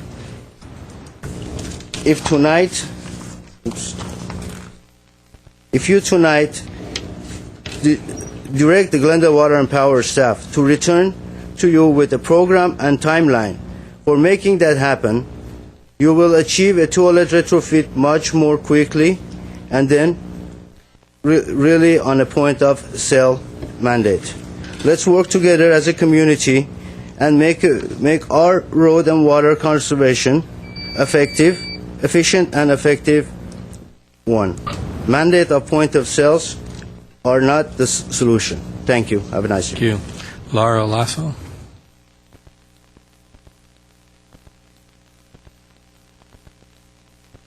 Good evening, lady and gentlemen. It's nice to say that. I'm Laura Lasso. I'm the Government Affairs Director for the Glendale Association of Realtors. As you've seen tonight, you are on a tight timeline. Their staff has essentially 2 weeks to garner all community thoughts and discussion and perhaps make changes in their proposals before they have to write their staff report to return to you on the 19th. The mayor was quoted in the paper that he was looking forward to hearing public comment on this issue, and I would suggest that you have no other public comment here this evening because nobody knows about it. The only reason we know about it is because we were monitoring the Water Commission's agenda, and we were there at the Water Commission meeting last week. The draft proposal that was presented at that Water Commission meeting is not online anywhere. It's not on the city's website. It's not on the GWP website. Nobody knows about this yet, and I would hope that, if nothing else, that out of this meeting that you all ask that be posted on both websites so that the public has a chance to study this. We are here tonight because we have a request for you. You've heard that we believe that a point-of-sale mandate unnecessarily complicates home sales in this very uncertain market that we're dealing with now. That is, it is a penalty to the home buyer and or the seller, particularly the buyer with short sales and REOs. Banks are not going to pay for this. That means the buyer is going to have to. That we know that Metropolitan Water District has removed from its requirements in its model ordinance the point of sale retrofit requirement. It's not there anymore. It is on the addendum of other things to consider. So if you're dealing with best management practices, MWD has already determined that this isn't an effective or efficient method to do that. We know it's not an effective or efficient method. We've requested the numbers for the City of Glendale from the California Association of Realtors economists, and we don't have those yet.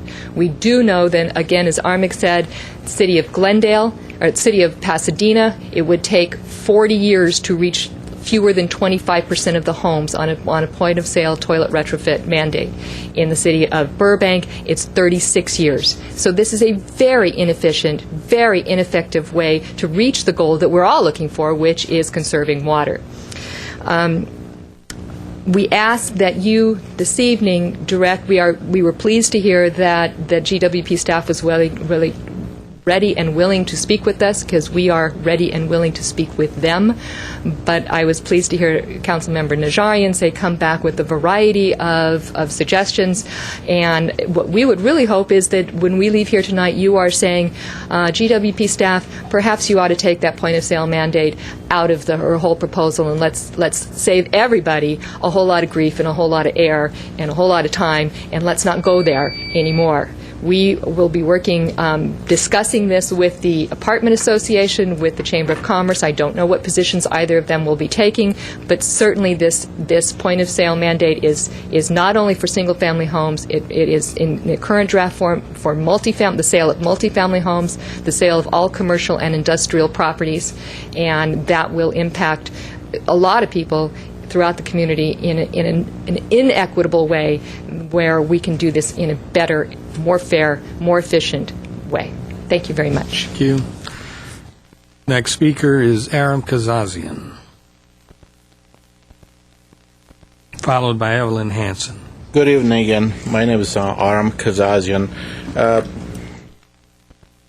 I'm over here today. As you're aware, many years I've asked to save water by placing reclaimed water in a lot of our communities. I'm not only talking about our association, but I talked about a number of other associations and golf courses to put reclaimed water. And I'm really shocked to hear that we're going to lose revenue. That was said once, and today I heard that, no, they're going to save water, they're going to save money, so we don't want to give them. That's really shocking to me. As you know, 3 years ago, we collected thousands of petitions. They came over here to City Council. That was, thousands of petitions. We handed over. Dozens of homeowners came over here and handed the petition over, asked for us to get the reclaimed water in a number of different areas to save the fresh water that we desperately need. And nothing was done for 3 years. If we would have done that 3 years ago, today we could save, I have not calculated, but between 10 to 20% of our fresh water we could have been saving today in all those different associations on the golf course. I have not done a study, as said, but that's why I'm looking somewhere in that area. Now,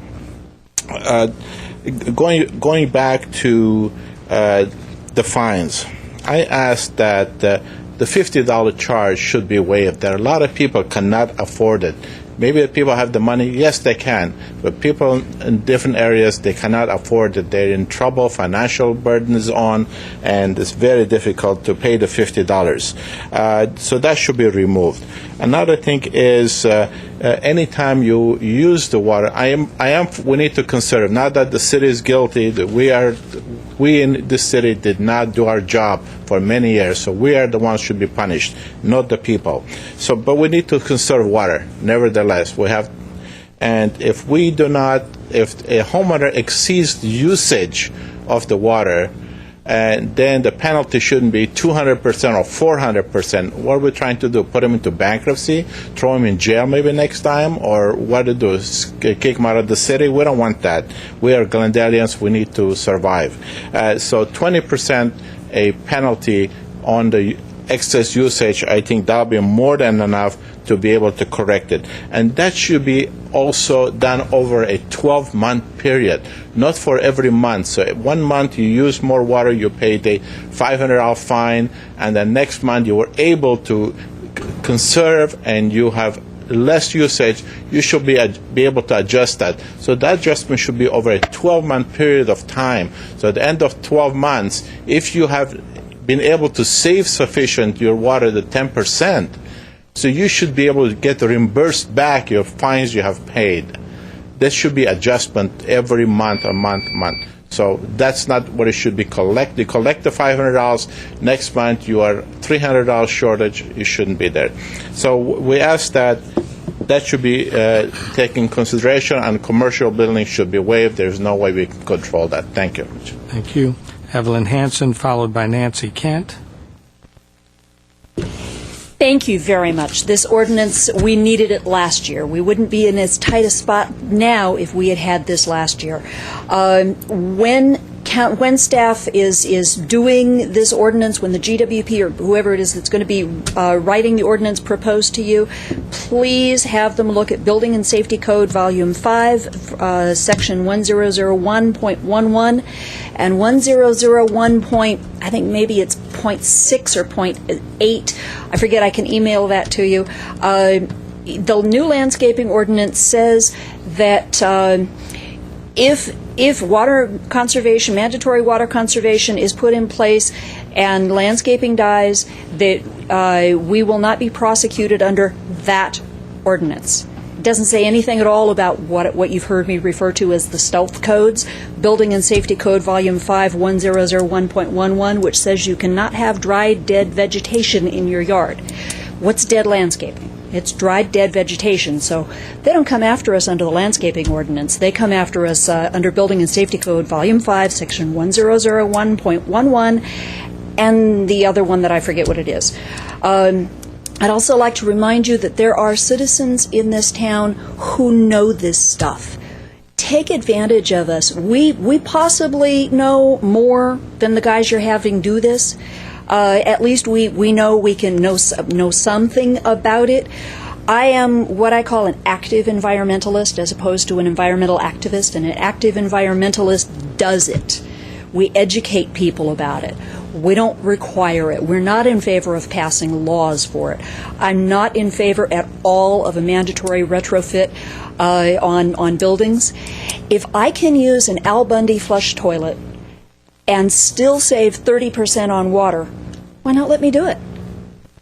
It's your job to tell me how much to save. It's my job to decide how I do it.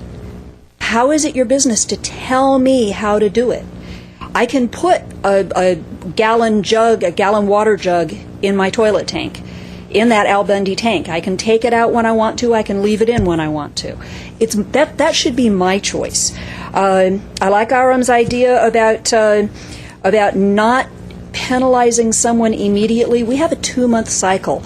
What if someone isn't aware of the water that they're using, and they just use it the way they're used to using it, and then they get hit with heavy penalties? I think a year cycle for, I was over this month, I've got to really work to save it. I think that would be a very good idea. I also would like to see graduated penalties.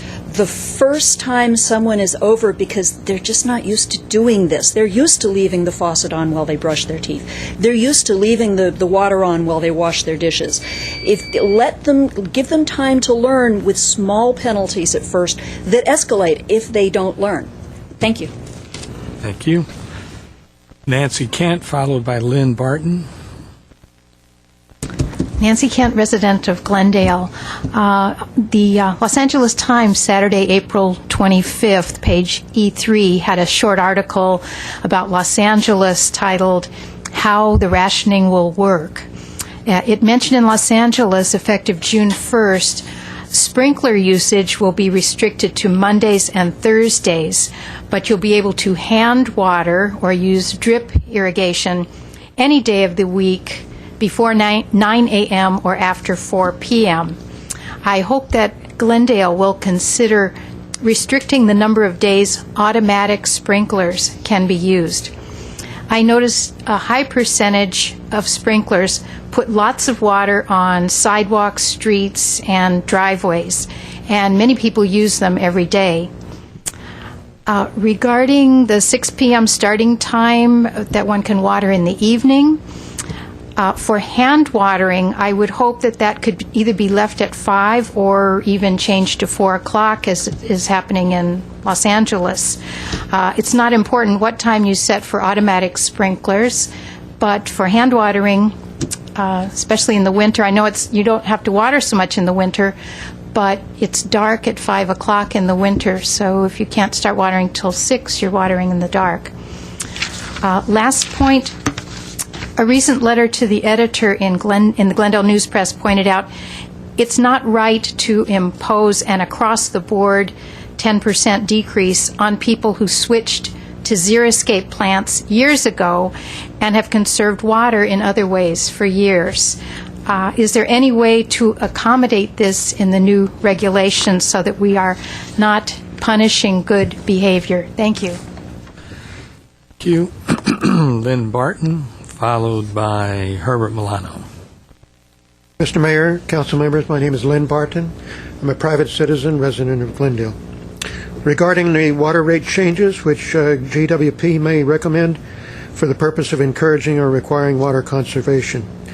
From what I've read in the Glendale newspaper, GWP may recommend that a water customer should be charged a much higher rate or a fee if the customer's usage is not reduced at least 10% from the usage of 3 years ago, 2006.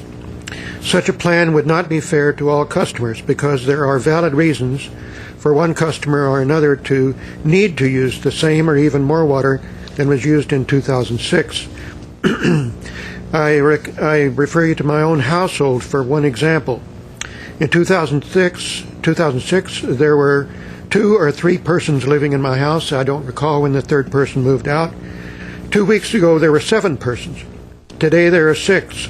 These are all close family relatives that have a good reason for living with me in the same house. I expect later this year to have 7 or maybe 8 persons living in my house. Obviously, 7 or 8 people need more water than 2 people. I ask you to be sure that water conservation requirements are fair to all customers, and I submit to you that a plan that requires a fixed usage reduction for all customers is not fair. Thank you very much. Thank you, sir. Herbert Milano, followed by Margaret Stepp. Mayor Quintero, members of the City Council, my name is Herbert Milano. The water shortage has been with us for many years, and when we formally recognized the crisis nearly 2 years ago, we simply have failed to implement effective measures for water conservation. I've been attending the Glendale Water and Power meetings for the better part of 4 years. I am the only consistent member of the public attending, and I believe I understand the failure for conservation efforts in the past. They were not due to Mr. Kavuna's effectiveness. I think that you can find the answer in the same documents that you have before you, and it is there in this particular quote. With conservation, the utility would collect less revenue. Because the city's general fund needs an ever-increasing transfers from the Glendale Water and Power, there would be a conflict between promoting more conservation and reducing a major source of money needed for the general fund's pay raises and benefits. The lower the fiscal impact to ratepayers, the lower the reduction in transfers would be the best way to actually approach it. So that if there is water conservation, my suggestion is that there be a lowering of the transfers so that it remains a revenue neutral activity for the Glendale Water and Power. Now, there are many problems that are extant with this particular policy, and one of the problems that we have is with regard to the multifamily and housing industry. With 62% of the population on a single meter, I've been proposing to the Glendale Water and Power that we implement submetering. There are many different ways of doing submetering, including putting submeters on the water heaters for those buildings that have a separate water heater. It is in use by many other cities, and I think that if we are going to encourage tenants to reduce water, that would be one way of approaching it. But almost 2/3 of the water usage is in irrigation. And the programs that the Glendale Water and Power try to implement fail to answer one basic question, which is, how much water would the city conserve with that particular policy? And I kept asking that question again and again to various different policies, initiatives that the Glendale Water and Power tried to implement. So when they decided to do a sample garden, I asked, well, how many people would attend to it, and what would be the eventual number of people who would enroll in the program, and how would you measure its effectiveness? Time and time again, we failed to measure the effectiveness of these programs. So long as we continue to have this conflict between the revenues that you draw from the Glendale Water and Power and the need for conservation, there are two choices. You're either going to have to lower the transfers, or you're going to need to raise the rates to many people who right now find the bills for the Glendale Water and Power, electric and water, to be way too high. Thank you very much. Thank you. Margaret Stepp, followed by Lee Scott.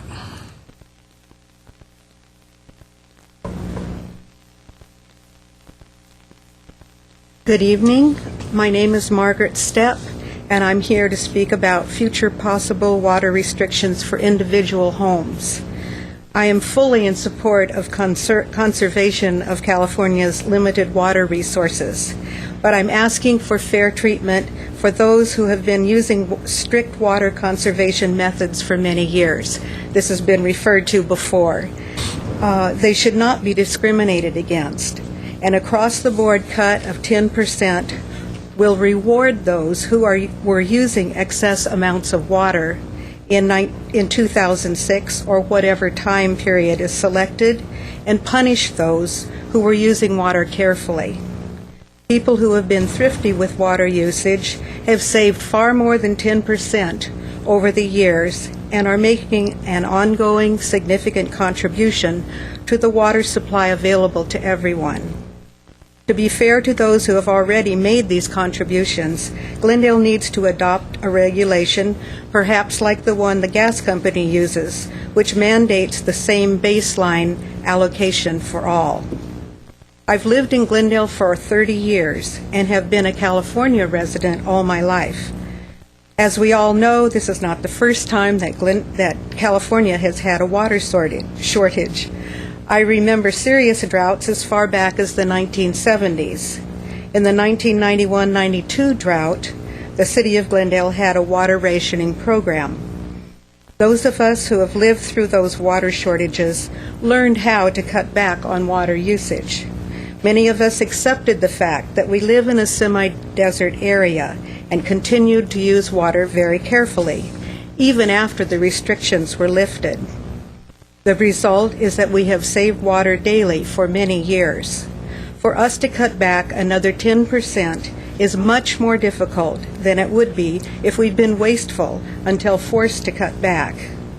An example of this is easy to see in my neighborhood and was referred to before. Even during the winter months this past year, there are people who run their lawn and landscape sprinklers every single day. I and others like me run the sprinklers once every week or two. How can I cut 10% from that? My neighbors could cut 75% from their usage, and they'd still be running the sprinklers more than I have. I used the same schedule in 2006 and as far back as the previous drought. And of course, there are others like me. The pattern of some people conserving water and others overwatering occurs in many neighborhoods all year long and has been going on for a long time. The fair way to allocate water is to have the same baseline for all. It makes it possible for people like me to practice water conservation year after year and contribute to the long-term water supplies. It's wrong to punish us for being thrifty water users. The goal should be to encourage all of Glendale's residents to be good citizens in water usage every year, not just when there's a crisis. I urge you to establish the same baseline for all. Thank you. Thank you. Lee Scott, followed by Christian Arbit.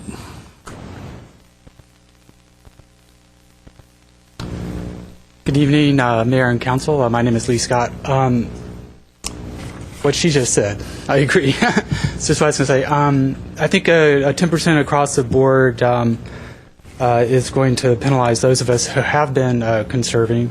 I think also I agree with the water department. It's going to take penalties to get people down to that, but this is not fair. I got out my old water bills today, and to see how much I've cut back, because I've been gradually cutting back. I've lived here 6 years, and I've been cutting back a little bit. And I was amazed to find since 2005 I've cut back 31% on my water usage. I just put in a rain barrel, capture rainwater from my house. I have only native plants and drought-tolerant plants in my yard.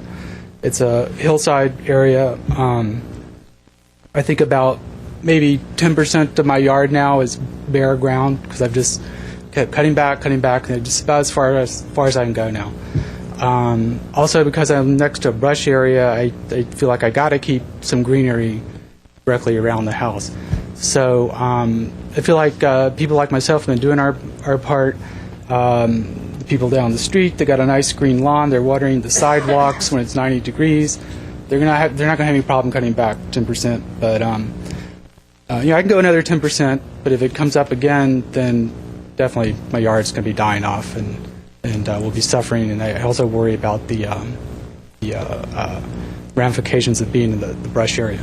One other thing I think would help a lot if the public, we were educated on how to read our water meter, because I would like once this goes into effect, I'd like to keep track of my water usage every week and see how I'm doing it, because the bill comes every 2 months. It's a long time, and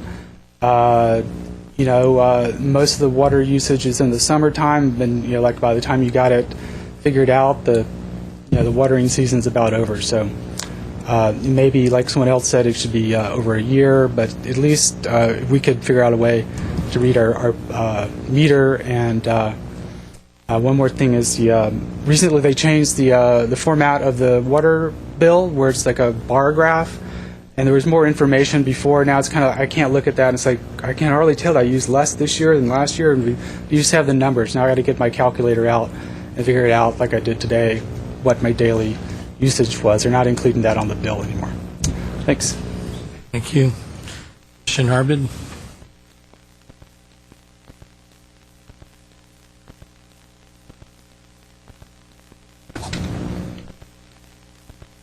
Good evening, Mr. Mayor and fellow council. My name is Christian Arbid, licensed real estate broker and loss mitigator. Sometimes it's not fun being the unpopular one or the Lone Ranger, but I'm going to go ahead and give a flip side of this as a realtor, as a broker, as a broker owner of a few firms in Southern California, and a staff of just under 100. While I agree with many of the speakers that came up here, realtors and members of the public, I really don't understand what the big hesitation is. This is nothing new. The city of Los Angeles has been doing this. Any homeowner that bought a home in Encino would have had to retrofit their toilets. You buy a house in Calabasas, the seller needs to go ahead and retrofit their toilet. This is nothing new. And the argument's been made that maybe we should have done it before. That is very possible. I know, what I'm saying is not the most popular opinion, but nevertheless, all of us agree that something has to be done, and we do have to conserve. So I am not a member of the Glendale Association of Realtors. In fact, I'm a member of the Beverly Hills Association and the Palm Springs Association. But for people to come up here and exaggerated to levels that it's, catastrophic. It's not catastrophic. Retrofitting a toilet for $200, give me a break. We have to sacrifice. All of us have to chip in to make a difference. The argument could be made, if a buyer can't afford $200 to retrofit a toilet, maybe they should be renting. And I know it's very uncommon for a realtor to say that, but this is where we are today with short sales and REOs and so on. So we have to take some sacrifices, and we all have to work together. But this is nothing new. As I said before, other sellers and all over the San Fernando Valley have been doing it for a decade. Palm Springs, for example, is very aggressive. We cannot close an escrow in Palm Springs without the fire department coming out to the home and the brokerage paying $65 for the fire department to come out and check the smoke detectors. So a comment was made earlier that it's a minimal effect. That's true. Flushing toilets and so it's a minimal effect. But last time I checked, minimal is greater than zero. So I think all of us should, work together for the betterment of the city. And maybe my opinion is not popular, but nevertheless, sometimes it's. Sometimes being the Lone Ranger is a good thing, but we all have to do something together. And retrofitting a toilet and putting in shower heads, it could be a lot worse. Thank you very much. Thank you. That was the final speaker. Questions, comments? Mr. Weaver? I'll go. I just want to say I asked Mr. Unis very early on, are you going to go out to the public? Because the report wasn't very clear whether you were going to be meeting with the realtors, the public, the chamber, whatever, and you said you are. As far as I'm concerned, if you can't be back here on the 19th, unless there's something driving the train that we must do it by a certain date, then I'd be saying take the time you need to get the public input rather than having that public come in here, because we've been burned before. People saying, we didn't know, we didn't get involved. Just so the public knows at home, here's my staff report today, 2 pages. We've heard an hour of people telling us what to do. I've only got 2 pages. We're going to see this at least 2 more times here. The draft ordinance, the second reading, and the adoption. By the time we're going to have a nice thick packet in front of us with everything. Appreciate hearing all this, but it's premature. We don't have anything in front of us. Maybe we approved it years ago, but we don't have it in front of us now. So we're going through a logical process. They've asked permission to go out and meet. They're going to go out and meet. Draft ordinance to be prepared will come to us. We'll hear all this debate all over again and more, and it'll come back a second time. We'll hear the debate again. Nothing new, but I just wanted the general public to know, we only have 2 sheets, so I don't know how much you can expect council to say today, except staff, you know what you have to do, go do it. Thank you. Comments, Ms. Friedman? As somebody who, when we bought our house in 2000, the first thing we did was to rip out our irrigation system and go to a completely drought-resistant landscape. So I completely understand the people who say that they've been doing water conservation for years and don't want to have the burden of reducing that. I agree that we need to come up with an ordinance that punishes the people, or not punishes, but encourages conservation for people that are not practicing it now, but also rewards people that have been conserving. And if there's a way to tie that to lot size so that it varies depending on your lot, so that the fairer that we can make it, the better, and that's something that I'll be looking for. And I'm just going to go down a few other things that I'd like to see in the next, in when it comes back to us. So that's something that I won't support an across-the-board cut. I mean, unless you can really prove to me that that's the way to do it, I think there's got to be a more fair way. I also would like for GWP, and this is not so much about the ordinance, but just as we go forward with this, as much as we can, GWP and the city are going to have to give people the tools to accomplish this. You can't just find people and then expect them to be able to find their way out of it. I think as much as we can do to help people to cut back on their water usage, we're going to need to do. I've run into a lot of people who don't understand what drought-resistant plants are, where to get them, what they look like, what to do with them, how to plant them, how to correctly calibrate their irrigation systems, what they should be watering, and we need to we're going to have to take people a little bit by the hand to help with that. There were a lot of very good suggestions that I heard from the public tonight, and I'm hoping that someone besides me was taking notes so that we can find ways of incorporating that. I think Ms. Kent had some really good suggestions about encouraging people to switch to drip irrigation systems. Would that still be under the same time frame then, or are people going to be able to drip during the day? I think we need to look at that a little bit more closely. The city definitely needs to lead by example. We need to take a look at all of our irrigation, even small median strips, and to see whether we should be ripping out irrigation systems there and putting in drought-resistant plants if we're not using reclaimed water. We need to be sure that we're as efficient as we can be in every possible way so that we really are a shining example. If we're asking residents to cut back 10%, I'd like to see the city try to get to 20% or whatever we can do. In terms of the point of sale, I have another concern that wasn't raised, but I know that when a lot of people buy their houses, the first thing they do is they replace the kitchen and they replace the bathrooms. And my concern has to do less with making someone put in a $200 toilet, is more, are we going to have hundreds of $200 toilets in the landfill now because everyone's going to come in and want to put in their own bathroom?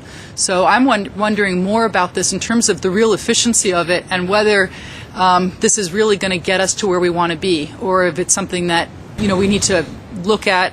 Is this really the right place to put our resources? I agree about community outreach. I don't think we have a lot of time because this is sort of an emergency ordinance in a way. We have these water restrictions coming down, but if there's a way that we can review at a certain time, whether it's 6 months out or a year out, to see whether we need to tweak this ordinance, it's something that maybe we can build in, and that might allay people's fears a little bit about rushing through the process. Reclaimed water was brought up again, so I'll just emphasize again that we need to have a plan in place if we're going to do reclaimed water and how and where. Mr. Milano brought up about multifamily housing, so I'm hoping that the new ordinance comes up with some solutions to give to them, whether it's sub-metering or some other way. It's a small thing, but we may want to put into the ordinance some kind of exception for people who are growing food on their property, because that uses more water. So that's pretty much it. I think it's exciting that we're taking this on. It's unfortunate that we have to and we're being forced to, but it's an opportunity here to really reduce our environmental footprint as a city. And I'm really glad that the public came forward with such positive comments and really trying to work with the city to find solutions together. I'm really glad to see that, and I look forward to continuing to work with all of you on this. Mr. Draymond. Thank you, Mr. Arbid. Just pointing at my microphone. So if we're talking about growing food on our property, we're talking about cattle or sheep. Well, so, Mr. Kavunas, why no invitation to the realtors yet? Mr. Draymond, this item was presented at the GWP Commission. We had a 2-hour workshop with the Commission. That was the first time we brought it forward, and we thought that was sort of a good entree into bringing this to the public arena. I'm a little surprised that it didn't seem to have served that purpose. But we have been working very closely with Neighborhood Services, and we felt that that's a task that Neighborhood Services is the most appropriate entity in the city to coordinate.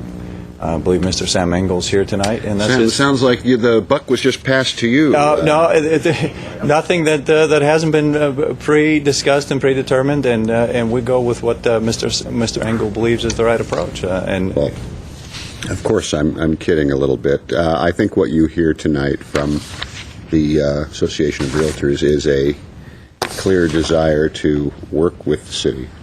I don't know where we're going to end up on the point of sale issue.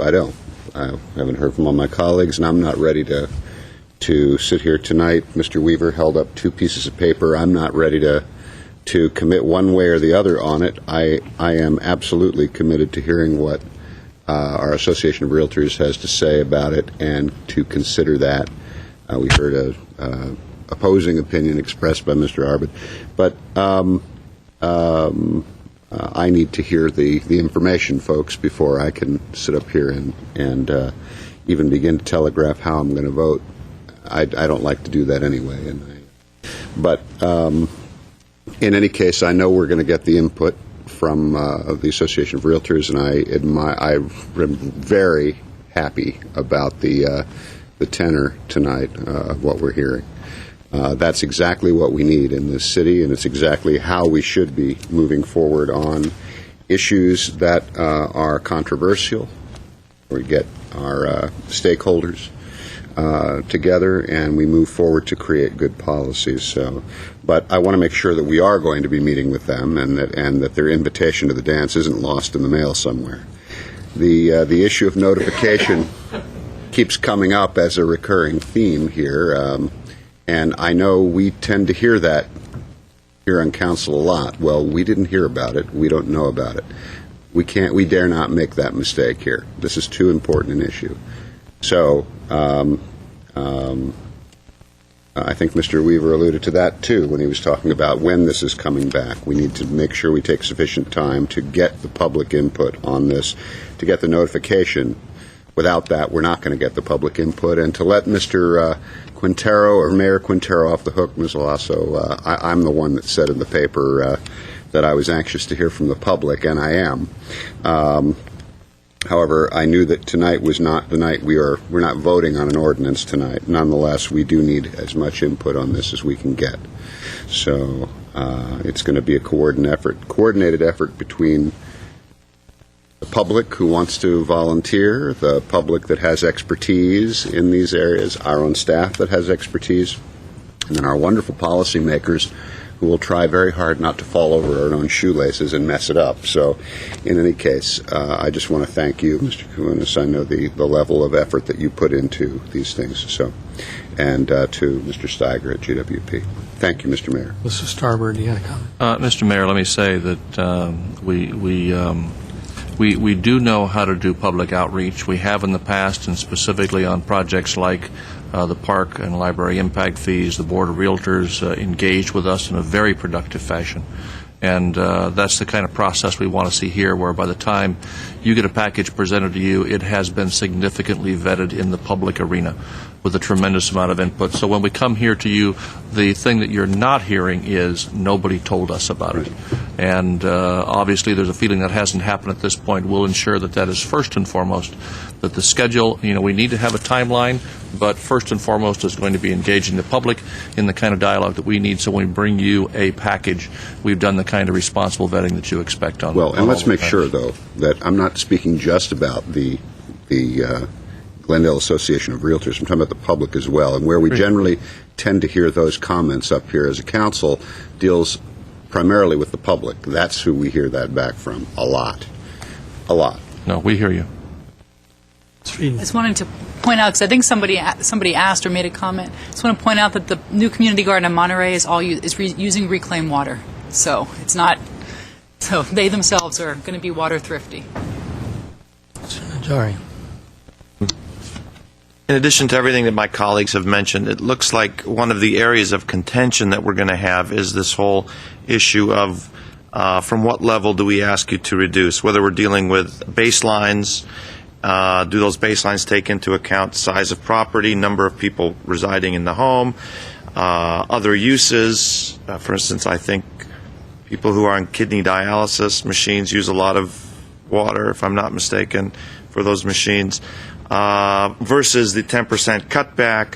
So come to us with a very Solomon-esque way to be fair to everyone, taking into account different size of families, different size of lots, different level of conservation already existing, and we'll discuss that at the next time. Mr. Weaver.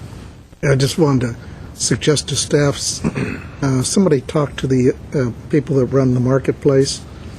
I think it was on Sunday morning about 7:30. I was driving down there, and they were hosing off the marketplace with a hose, hosing it all off onto Brand Boulevard. And I just say, oh my God, look at the water right there in front of everybody that was being wasted. Maybe they could invest in a high-pressure water, which would clean it much quicker with less waste of water. But it was so obvious it just stood out like a sore thumb. Mr. Mayor, those frogs are out there spitting anyway. Can't we? I know. Can't we just redirect those? And so I thought you were going to suggest, Mr. Weaver, that we should, as a conservation measure, cut off the spitting frogs. Well, the kids wouldn't like that. Maybe they could be coughing frogs, or yeah, we could wire it. Thirsty frogs. Okay, well, it's obvious that this is going to take a lot of work. We had a great turnout tonight. I'm very happy to hear from the residents and from the Board of Realtors. I also am going to have a very difficult time with across-the-board cuts for the reason that some of the speakers mentioned. Like Ms. Friedman, when I bought my house, the first thing I did was to go out of my way to plant shrubs that were drought tolerant and so forth. And I know there's a lot of people that feel that way, that didn't need the city government to tell them to do it. So anyway, I'm going to definitely be looking at some other something other than just an across the board 10% cut. And then absolutely the city government and the different departments can do a lot more than I also shake my head when I drive down Glen Oaks, although I haven't seen it for a while. But when I drive down Glen Oaks and there's just water in the median just flipping over, I can't go in the fast lane. You have to. Well, we still have some of that. Really? We still have some of that. We're working so anyway, we have to, I mean, among other things, we have to begin to get rid of some of our lawn areas and start to do more planting. I think that's what makes sense. But overall, I do agree with all of Ms. Friedman's points. And so I think we have a lot of work to do, a lot of outreach. I'm sure the staff is fully capable of doing it, including Sam Engel's department. So I'm looking forward to working with everyone, because this is nothing casual. I mean, we certainly can't put this off much longer. We have to move with deliberate speed, ourselves and the rest of the state of California and Arizona and Nevada and everywhere else. So anyway, it's our time. This is a drought, and like other droughts, this is when people begin to sort of realize, well, we can't go down that path any longer. We have to change our our behavior. Sometimes it's difficult, but we have to do it. So thank you for the report. Would you like a motion now? I would like a motion. Move 8A1. Second. Roll call, please. Council members Draymond? Yes. Friedman? Yes. Najarian? Yes. Weaver? Aye. Mayor Quintero? Yes. What's next one? Would you like to go to next? Next. 8B. 8B is General Manager of Glendale Water and Power regarding amend existing contract to operate 2 demonstration-scale chromium-6 removal demonstration facilities and perform related engineering and inspection services work. Phase 3 of the chromium-6 removal research program. B1 is motion authorizing City Manager to execute Amendment Number 7 to the existing contract with CDM Constructors, Inc. for an amount not to exceed $250,000. This is yours, Starbird. To Mr. Steiger. What? Mayor Quintero, City Council members, as you are aware of, Glendale is in the lead position nationally on chromium-6 mitigation. And we have moved forward over the last few years in developing various technologies to treat the chromium-6 that we find in our own wells here in Glendale. So we come to you tonight at a critical point in this development. And I'd like to again turn this over to our Assistant General Manager, Peter Kavonis, to give a little bit more detail. A little brief report. Yeah. Thank you, Glenn. Good evening again. This item is one that comes to you as a natural extension of our efforts to develop the technology for removing chromium from groundwater. We are at the end of a 6th year of research, as Mr. Steiger mentioned. It's the only research of its kind in the nation. And what we are proposing is to extend the contract with the consultant that is currently operating the treatment plant. And the contract extension would be for them to also operate the chromium removal demonstration facilities that are either adjacent to the treatment plant or just a little bit down the road from it. There are good reasons for using the same consultant. This is CDM. They've performed exceptionally well for the city. They are also acceptable to the polluters that have paid for the VOC remediation, and they are integrally related to the project that exists today. And so they offer services in a way that others can't. The amount of money to extend their contract to include operating the chromium removal facilities is $250,000. That's an estimate. We don't believe we'll exceed that. And that would take it to March of 2010, when CDM's overall contract to operate our treatment facilities expires anyway. The $250,000 is an amount of money that we had been promised in a state grant to get. The grant that we had obtained was a $2.5 million grant. The state revoked the grant in January of 2009, along with many other grants. We were not discriminated against. We were part of the whole package.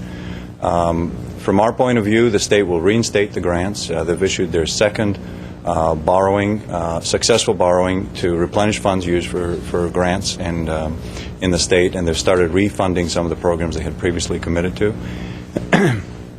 Excuse me. And we plan to work with our local delegation to work with Sacramento and get our project high up on the priority list so our $2.5 million grant is released again. We recommend moving forward with this, even if it means the slight exposure of the $250,000 for the city. We do think that without it, the facilities that we're building now would not be operated, and that would be a shame from the researchers' point of view. And that research is needed not only by Glendale, by other communities as well who have an issue and a need to remediate chromium from their supplies. Well, no, before I go to Mr. Starbird, I want to commend you and I want to thank you for using the exact precise word. You used the word polluter. You didn't use that euphemism industry group, because I remember a few years ago when we were dealing with this issue, I believe it was the attorney for the polluters who kept talking about the industry group.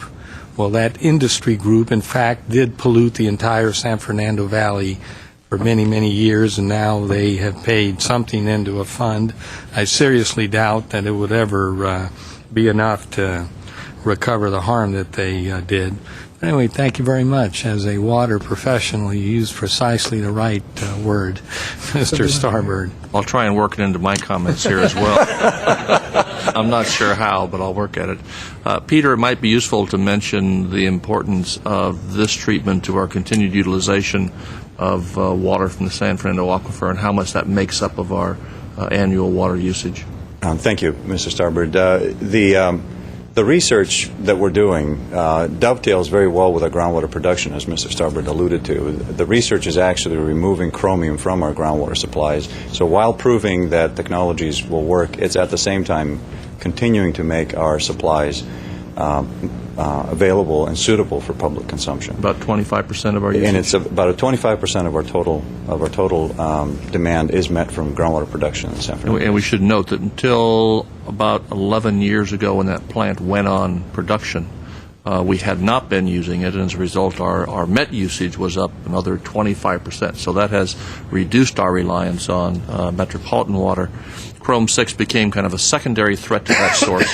First, it was the VOCs. Yes. It was the VOCs that the plant was constructed to extract, for which EPA came in and put the polluters, see, I got it in there, the polluters on the spot to cover the cost of construction and operation. Then came chromium-6, which hadn't been anticipated when the plant was first built. And so that has been a whole secondary threat to that source that Glendale really has nationwide taken the lead in finding a means of dealing with Chrome-6 on a production level where you can actually use it either at a wellhead or at a production site in large quantities. And without that, we could, as concentrations increase, see that significant source of potable water threatened again. And now that we're in a drought, is that plume even more polluted, so to speak? Are there higher concentrations, or? We haven't seen a change. No, it's about the same. We have not seen a change. We have not seen a change in the groundwater levels or the concentrations of contaminants. Does it continue to move? Yes, and our wells continue to do what they were designed to do, which is intercept the plume and remove the contaminants. But what we might add, Mr. Mayor, is 10 years ago, as we were arguing with the EPA about the need to begin to develop some means on a production level of dealing with the Chrome-6, we were being told then it's going to be years and years before those plumes of concentrated Chrome-6 reach these wells, and their modeling said it moved very slowly. Our response was, but what if it doesn't move slowly? And indeed, the more current modeling has shown that those plumes have moved faster than they had anticipated. As a result, we have seen increases in Chrome-6 concentration in these two wells, which is why this demonstration project becomes so important. Okay. Any other questions or comments? Need a motion? I have a couple Mr. questions. So, Mr. Kavunas, after all this research at the University of Colorado, why are we still pursuing two different technologies? Haven't we narrowed it down to one type of technology? What is it, the ion? One of them is the ionic method where we put a charge on the chromium and that removes it. The other is a filtration of some sort. Right. Am I correct on that? You are correct. The reason for pursuing two different technologies is we believe they both work, but they each have different characteristics. One is a little more capital intensive but lower O&M expense. The other one is a little lower capital intensive but higher O&M expense. And it's determining the cost and the different level of production from a well would be driven to a different decision for which one to use. So identifying the cost is ultimately the goal for setting regulations for chromium. That's my follow-up question. How correct is it from a public policy standpoint to determine which method, which removal technology is the most expensive or the cost, and then adjust our maximum contaminant level to that cost? I mean, It Well, seems like we're letting costs drive our health. Well, Mr. health issues Najarian, allow me to say that those questions precisely are why I'm glad I'm not making those policy decisions. I'm glad that my job ends at finding technical solutions, identifying the cost, and then handing it off to agencies that regulate public health, like OEHA and the Department of Public Health. That is a very good question. The way the state regulation setting process goes is it does consider technical and financial feasibility into setting a health standard. From your point of view in managing a utility, the utility that you own, your obligation is to live within the regulations that are set for you by the state agencies. We're doing the state, and I would say all states where there's a chromium issue, a favor by developing these costs and allowing them to make better educated decisions. But I'm sure glad I don't have to make that. And then let me make the final point. Since we're the leader in this research and these removal efforts, and we're placing the entire contract, so to speak, in CDM, aren't we launching them to some sort of national prominence in this by dealing with Glendale's exclusively? And can we assume that there's no bias on their part as to which of the technologies is going to be most cost effective? In other words, if they've got a piece of machinery, you said one's capital, the other is operation and maintenance. If there's a particular machinery or technique, equipment that's perhaps proprietary to them, can we trust them to say that, well, make an even call as to which method is the most cost efficient? Yes, unequivocally, yes. CDM will not have a role in biasing the data. CDM is there to simply operate equipment that's been designed by EarthTech. The cost is heavily scrutinized by not only Glendale, but also EPA, the Glendale Respondents Group, the Polluters Group. Everybody's looking at the numbers, and the numbers are what they are. It takes what it takes to operate equipment that's been designed and operated to certain specifications. So CDM's role is merely that of an operator, about turning of the knobs, if you will, not in any way analyzing or compiling or assessing the data that comes with it. And if I may, Mr. Mayor, at the risk of taking a slightly divergent point of view, the polluters, the Glendale Respondents Group, have been very cooperative to work with, fair to their clients, but they have taken a leadership role, and I would say especially Lockheed has taken a leadership role in helping us identify the problem and identify solutions. I would be remiss if I didn't say that. Just a wonderful group of industrialists and have been for years. I might say that I believe the plume starts for sure in San Fernando, but even further north. Exactly. Correct?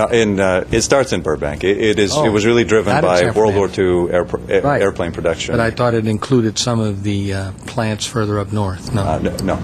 From Burbank south. I do have a question, just a quick question for you.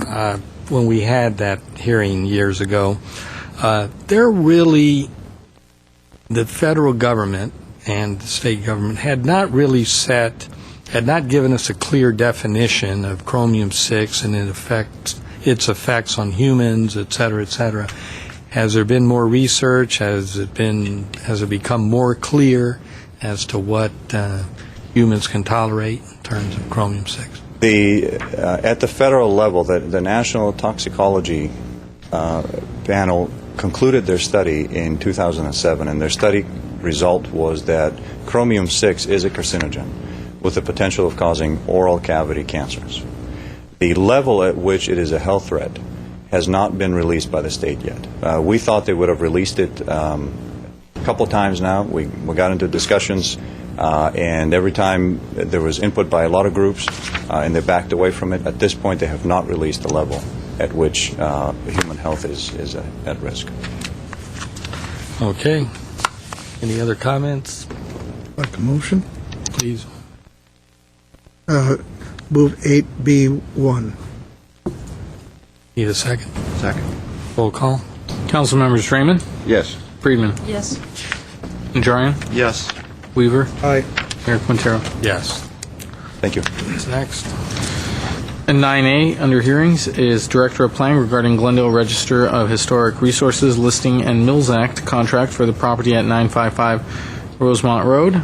at 9A1 is a resolution designating historic resource and authorizing Mills Act contract.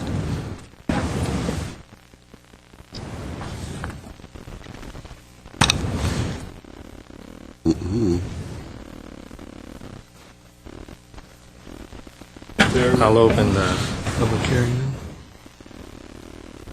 It's open.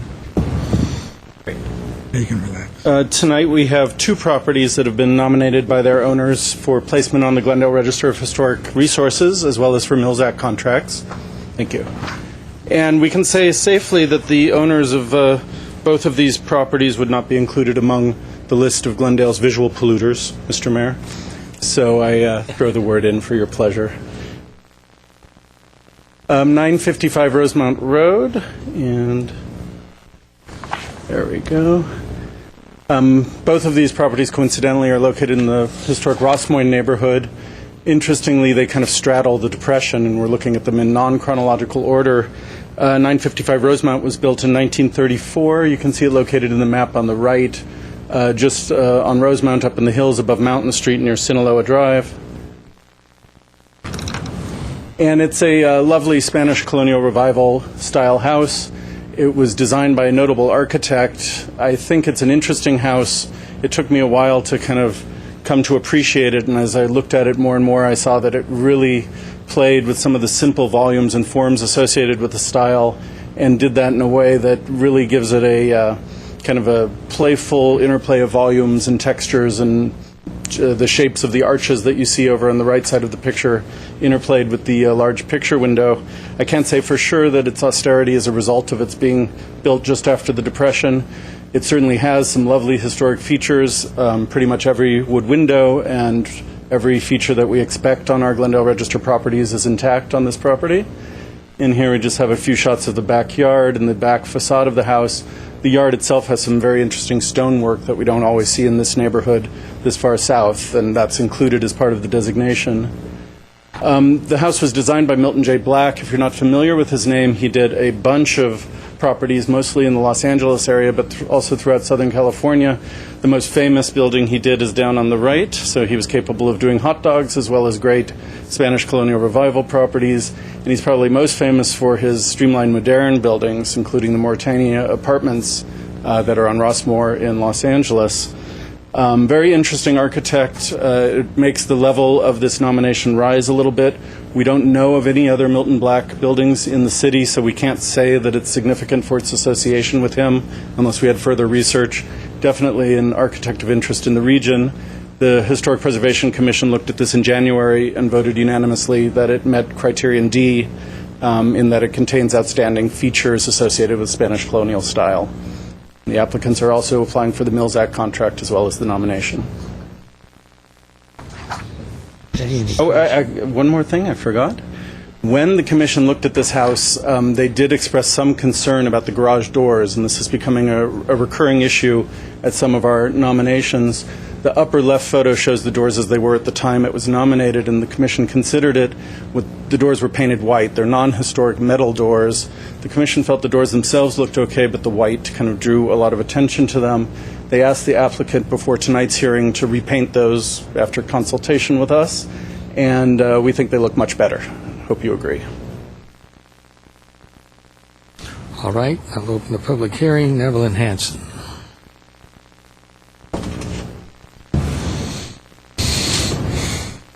I, Evelyn Hanson, Mayor, Council, I think it's a really great house. It's much nicer on the inside than on the outside. I knew the woman who lived there for many years. The house is directly across the street from my sister's house. I have the woman's wedding dishes in my cupboard. I was wondering what it is about it that qualified it for the historic register, but that question was answered, I guess. Thank you. Okay, thank you. I have a motion or comments first? Any comments? On that Close the hearing. one. Do I have any comments?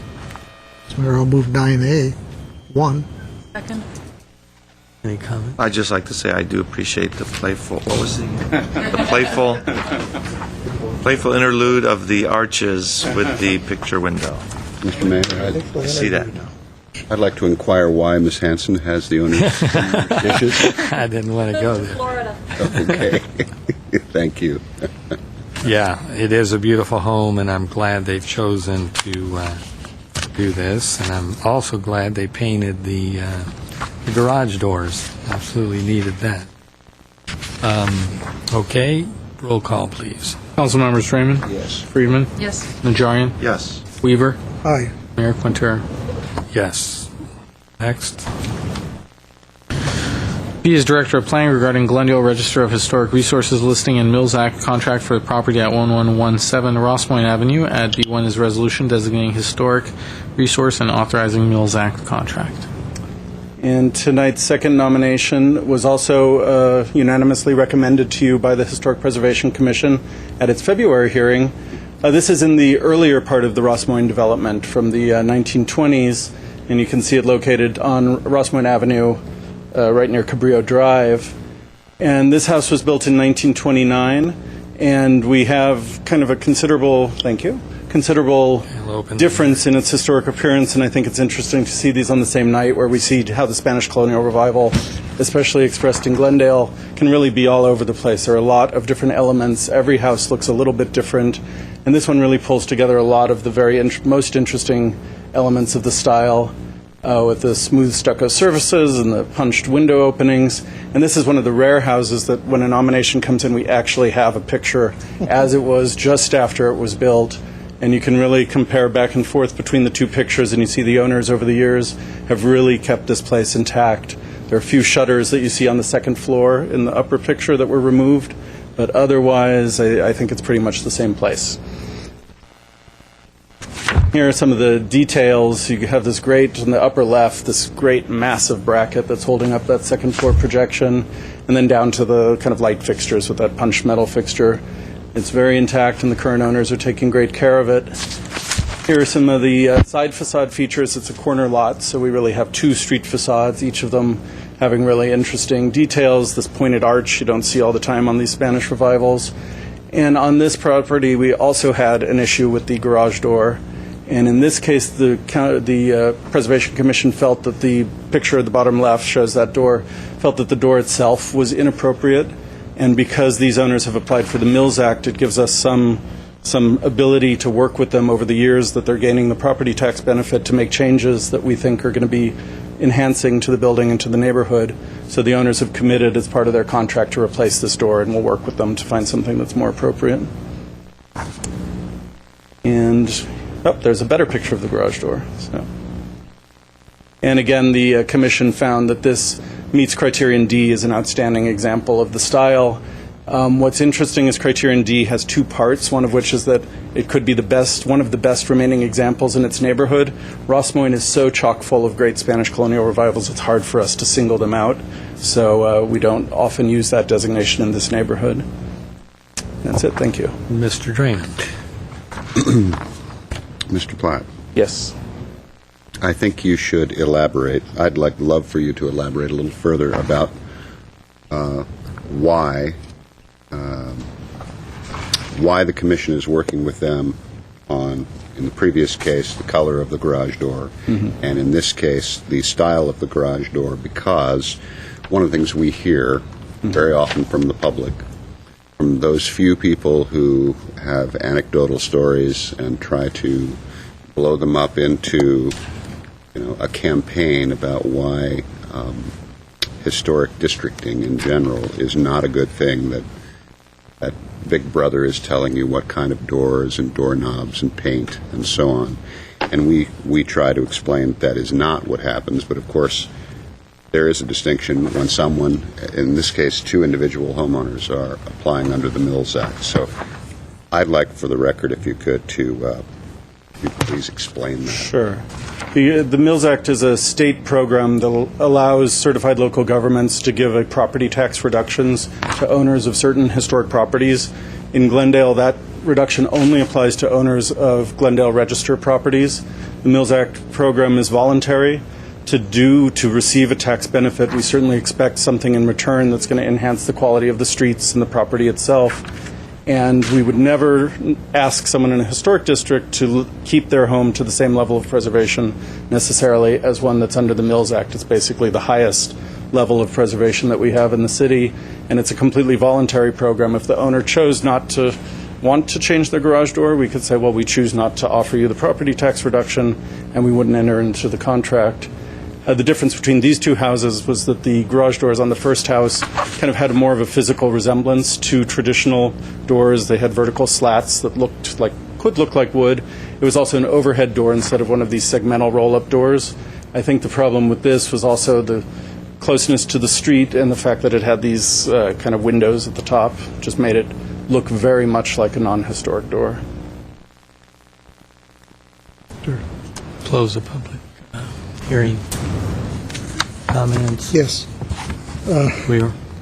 What I found fascinating, Mr. Drake, and I'm sure you saw this, in the write-up it says the original owner was the Ray Hawley family. They said they have in their possession the book called The Little Story of the Life Story of Henry Hawley. And he says the story starts in 1812 when original pioneers came to California. They built the largest rock and cement plants on the West Coast. The plants were in the Arroyo Seco, Baldwin Park, and Irwindale.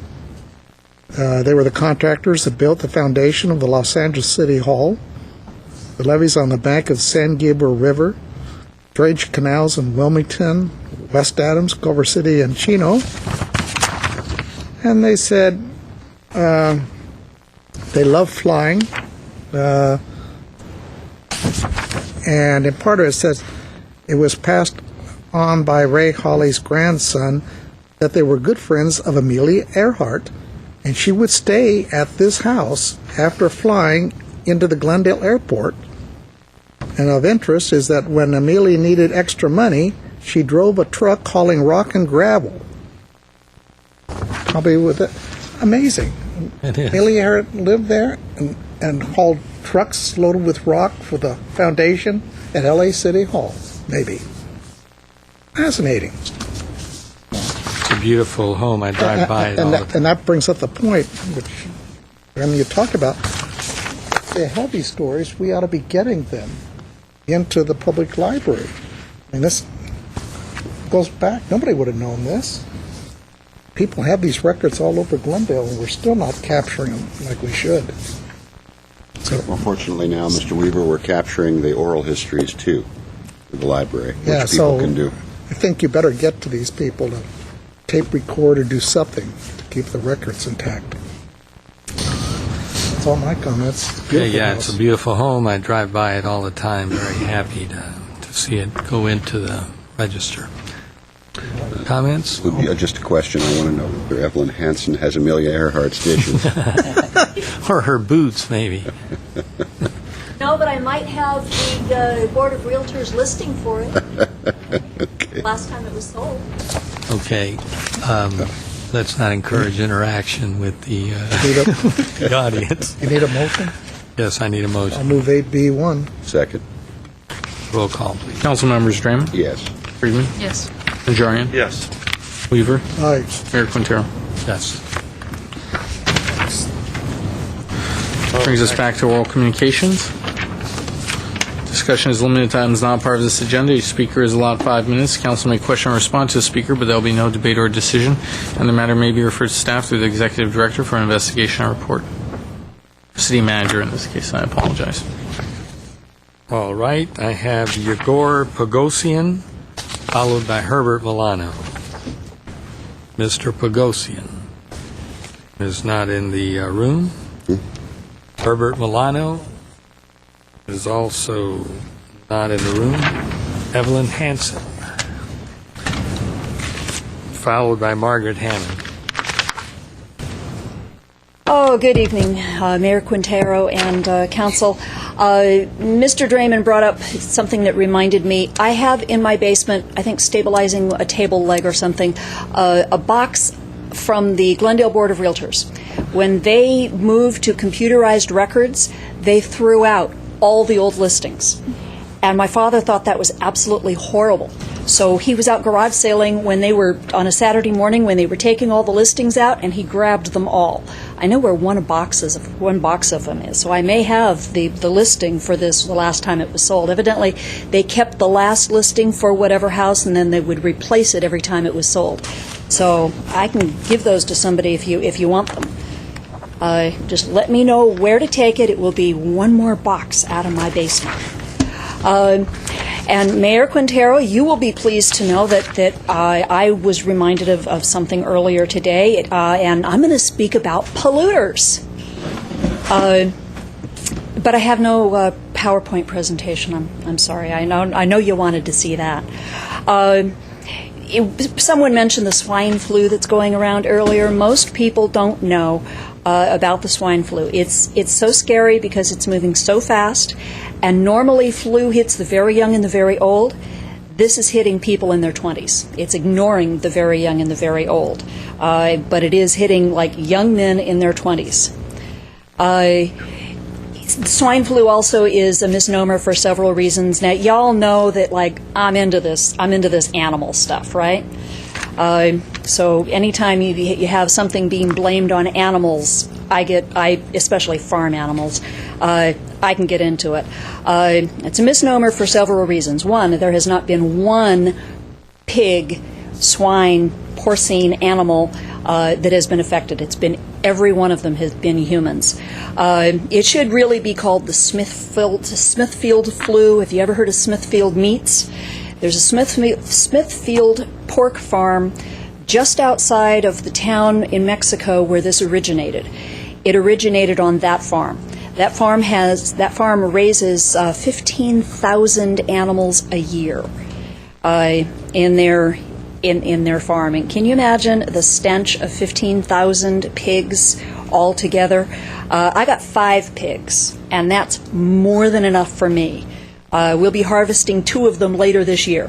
No, I don't have them in my yard. Right. Those are in Missouri. And anything you say Not in your may basement. be used against you.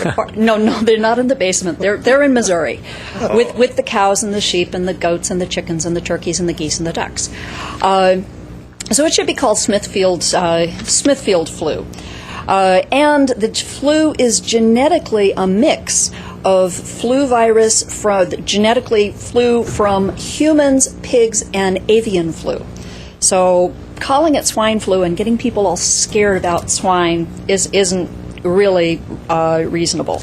When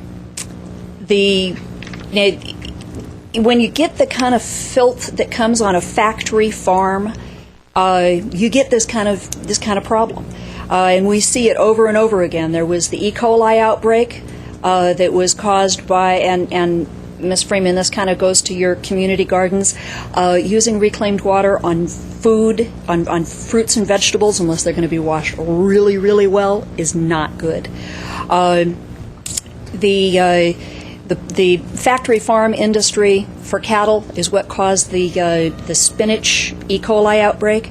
They were using manure from liquid manure, liquefied manure, and spreading it on vegetables, and the stuff didn't get washed well enough. So animals, large factory farms are the reason we have the swine flu now and many other problems. Each of us can do something to prevent problems like this. Eat locally, eat small, buy things from someone that you actually know, the person who raised them. You can go to eatwild.com to find out more reasons about why you should do it, and you can go to naturallygrown.org and localharvest.com to find out where to buy it. If you buy from a small grower, you not only help a small family farm, but you're healthier, and you can actually go and see how they're raised and make sure that it's humane. And that's it. Thank you. Thank A little bit of education for the day. Thank you. Margaret Hammond, followed by Rostam Sarkisian.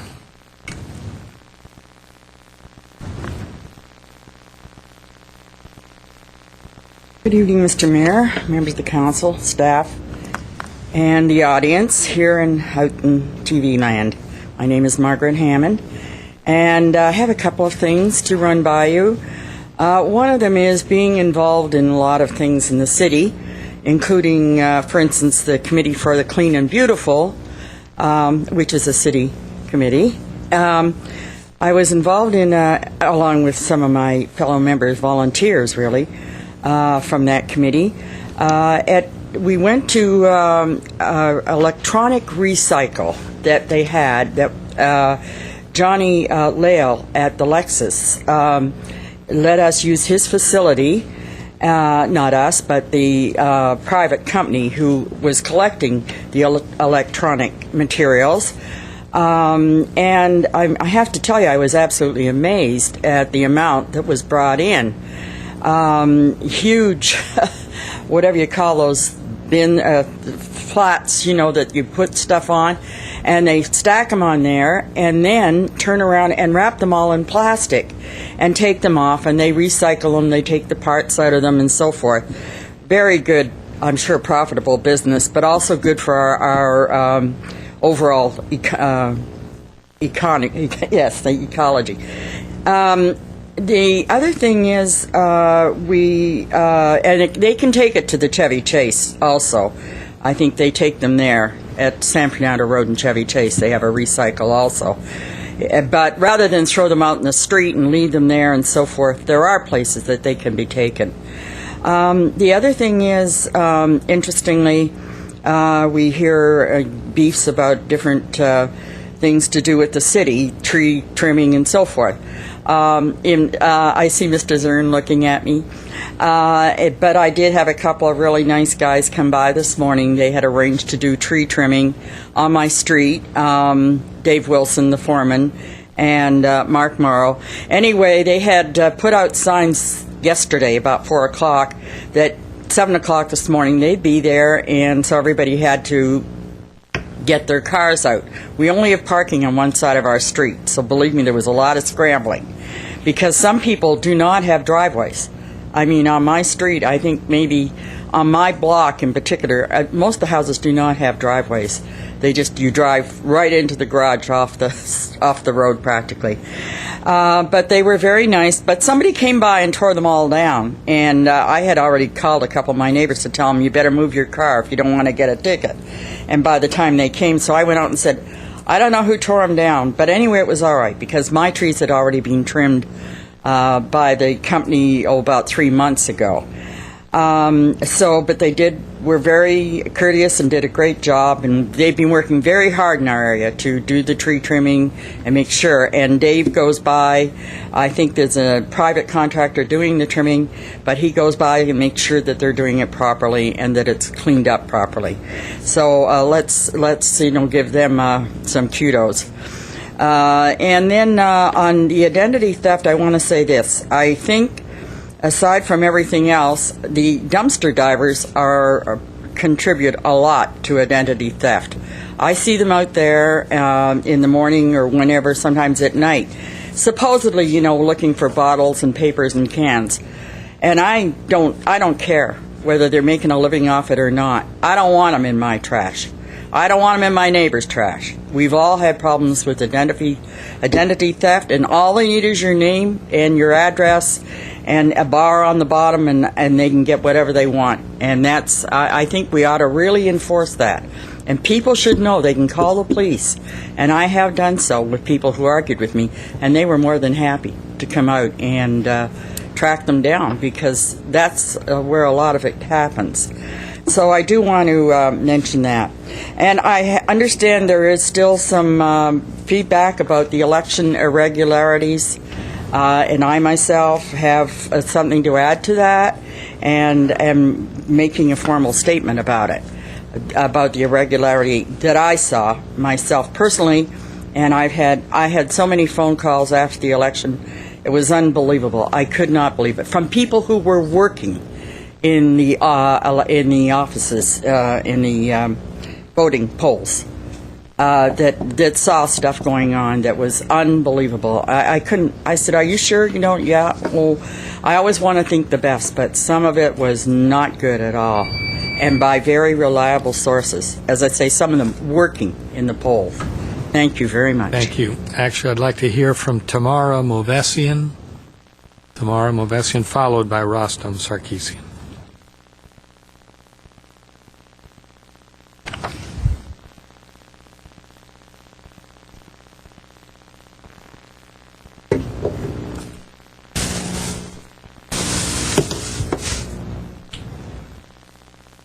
Թարգմանեք թե չէ։ Ես անցյալ անգամ նախորդ մերին հարցեր տվեցի, բայց պատասխան չեմ ստացել արդեն 2 շաբաթ է։ Թուվիկ։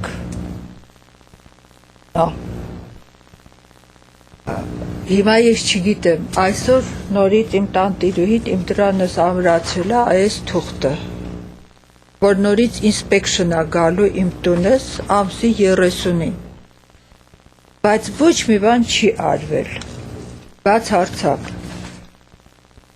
Սա առաջի թուղթն է, որ տեսել եք, սա մի տարի հետո է, էլի 72 ժամ հետո, միայն այդ 2 շաբաթվա ընթացքում 4-րդ անգամ իմ տանտիրուհին կանչել է գազ կոմպանիից մարդ, որ ինսպեկշն անեն, եւ այստեղից էլ եկել են Glendale City-ից, Neighborhood Service-ից նորից Ռենե Սադեն, եւ տեսել են, որ ոչ մի փոփոխություն չկա, ռիպար արված չի։ Հիմա նորից գալիս են, ինչ անեն։ 1 ամսվա ընթացքում իմ տունս 20 հոգի մարդ է եկել ինսպեկշն անելու, 20 մարդ, տարբեր մարդիկ, խնդրում եմ ինձ բացատրեք, ինսպեկշն անելով ռիպար լինում է տունը։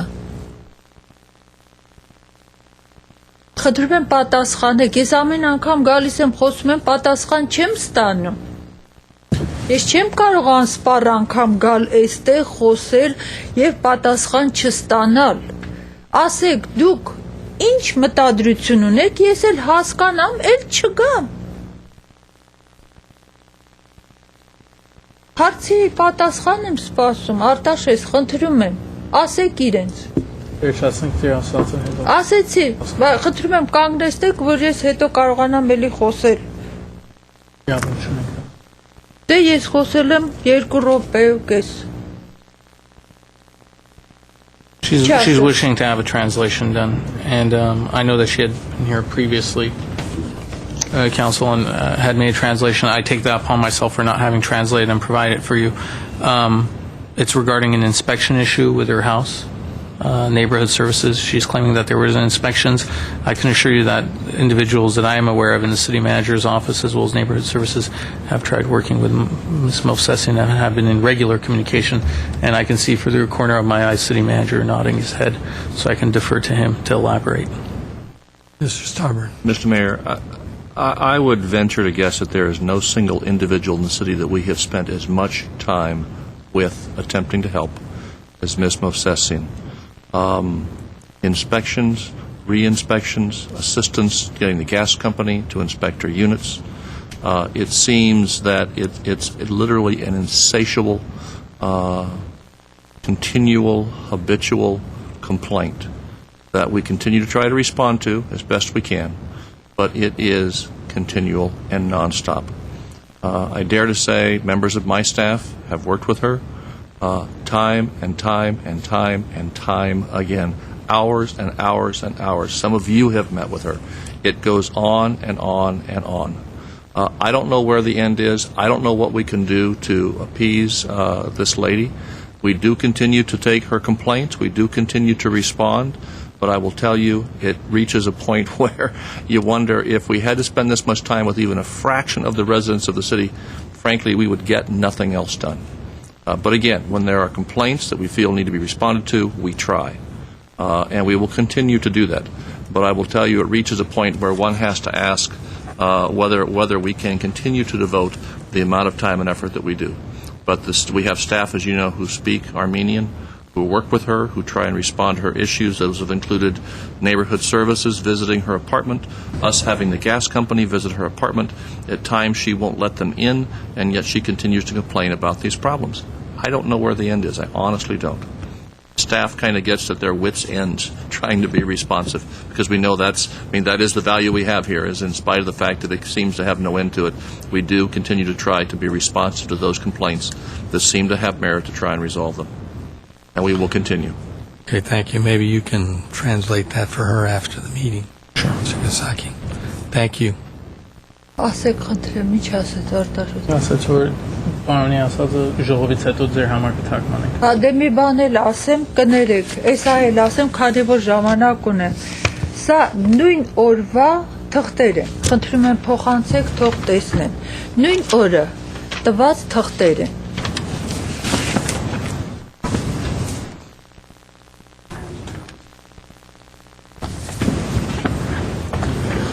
Պետք է ասեք ձեր ասածը, պետք է վերջացնենք։ Թող դայ։ Չեմ հասկանում, ինչ է նշանակում նույն օրը տալիս է թուղթ, որ եւ գալու են ռեպարան են, եւ գալու են նայեն, որ կան աշխատանք կատարեն։ Mr. Mayor, let me suggest we will once again give you a summary of the nature of her complaints and the responses we've made to those. Usually, before she appears here, she's met with staff on these issues, and we'll give you another summary of those. Okay, thank you. Well, Artie, just tell her you can translate. Artie, can I see one of those? So I see what it is.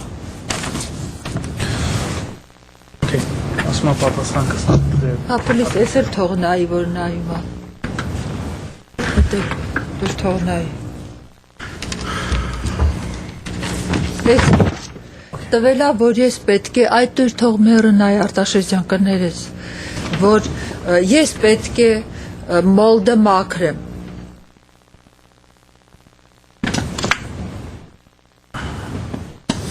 All right, you can give these back to her. That time.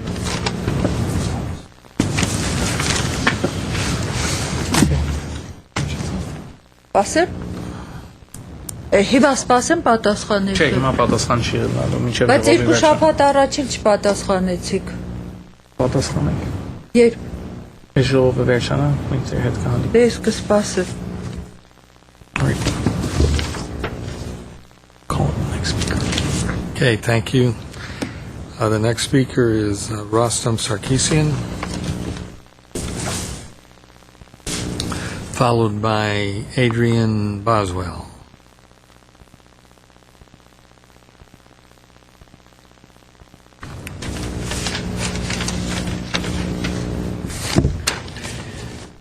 Good evening. Good evening, Mr. Mayor, members of the council, city staff. My name is Rostam Sarkisian. And actually, before I say what I've got down on paper, I find that the exchange that just took place right now is somewhat disconcerting, not given the nature or the specifics of what her complaint is, but the fact that somebody came before the council, yet was not able to communicate with the council, nor was able to have the council communicate back with her. And I'm hoping that after the session is done that you all will be able to speak with her and address whatever the issues are, whether they're valid, legitimate, repetitive. But I think that I find it a little bit disconcerting that somebody could come to before the council and have a bunch of people sit here, eyes glazed over, not knowing what she's saying, and have somebody plead for help, ask for help, whatever it might be, yet not have that be received. Back to my prepared statements here. My name is Rostam Sarkisian, and I'm here today less to comment and more to publicly ask for information and assurances that our city is prepared for a possible emergency. The emergency that I speak about is the probable and the possible outbreak of influenza, which is circulating in Mexico and which is gaining a foothold here in the U.S. In the past 2 weeks, the Centers for Disease Control and the World Health Organization have watched with growing nervousness as Mexico has grappled with one of the most destructive natural disasters that have faced its country. Unlike a one-time event such as a hurricane or an earthquake, this is something that continues to grow by the day. The flu in Mexico is seemingly on an exponential growth rate, and we're seeing something very similar here in the U.S., from 2 cases a week ago to 64 today. Health officials are conceding that we cannot contain the virus, and the Department of Homeland Security has declared a public health emergency. Today, the state of California and LA County declared states of emergency here. I'm not here to alarm anybody, but I do want answers as to how the city would address this alarming occurrence. I do not expect that you will have answers today, but I do expect that the city will reveal either through the news press, some other mediums, what it is doing and what it has done to prepare for something of this nature or a similar nature. As a first-year student at the Kennedy School of Government in 2005, our class was contracted by the Department of Health and Human Services to perform an exercise for them. The prompt for that exercise, which included students, professors at all levels, was how the state should prepare for a possible pandemic. That exercise and subsequent planning by federal and state governments has prepared us at a macro level to address these issues.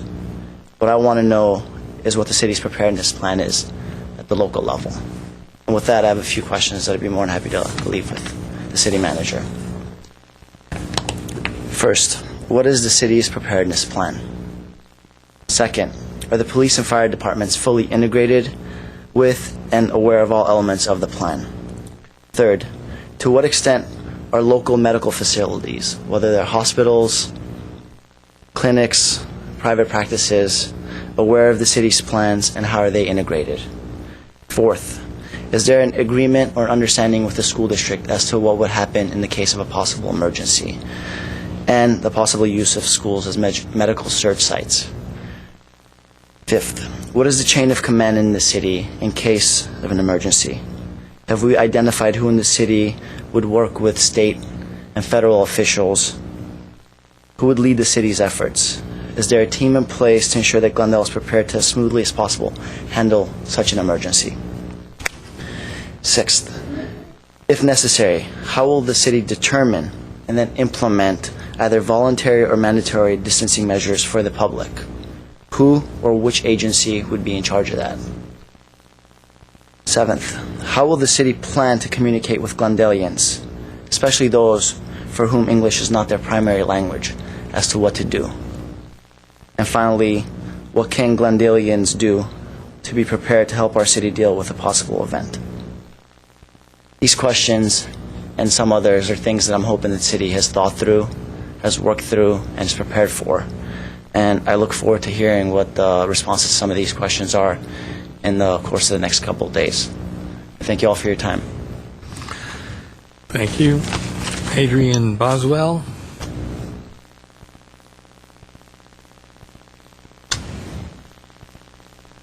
Good evening, everyone. My name is Adrienne Boswell. I live at 317 East Elk. I actually should have been up earlier to talk about elk. The one thing I really wanted to say is that we need some kind of speed bumps or something on our street. People seem to think that it's the Indy 500. Now, I have a 5-year-old son, and there is the Holy Family grade school right across the street. And we see people go, vroom, vroom. And I'm really afraid that one day one of these kids is going to get hit. So maybe if some speed bumps were put in or something while you all are resurfacing, it might discourage people from doing that. That's one thing. The other thing I wanted to mention, everybody's talking about the swine flu and about water conservation.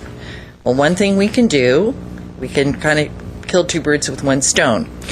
What you can do is you can take regular paper towels and you can put a little alcohol on them, put them in a plastic bag, and keep them with you. And then you wash your hands with that. That saves water, and it also cleans your hands. And it's much safer, and it's really clean, and you just throw it away. I know that from being a mother, to deal with wipes. So that's about it. Thank you. That concludes oral communications. Are there any comments or responses to the speakers? Mr. Draymond. Well, I only have two areas to respond to. One, as a serious note, Ms.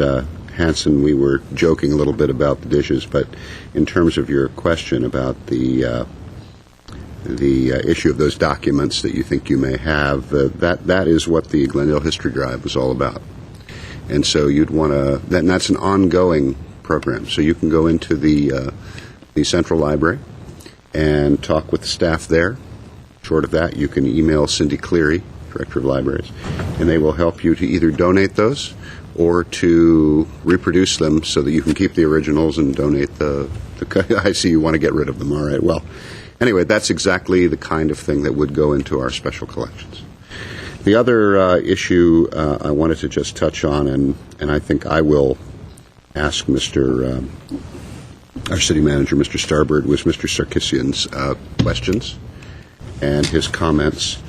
But first, I want to touch on his the comment unrelated to the medical issues, and that relates to Ms. or Mrs. Movsesian. I know how this looks to you. I was elected to this council 2 years ago. Prior to that, I used to come to this council very often to advocate for a variety of people and groups. I know how that looks. That's how it looked to me, too, in 2007. There is no reason for you to believe me, but I'm going to say it anyway. Mrs. Movsesian is not being ignored. As an elected council member, I personally met with her a number of times in my office. I met with her with staff in my office to make sure I was understanding her clearly. As mayor last term, I met with her several times as well. I've asked for translations of her comments on several occasions from the city clerk, who has provided those, and some that have not yet. He hasn't had a chance to provide because we had an election in there as well, and I know that he will get to that, and he is going to provide a translation of this evening.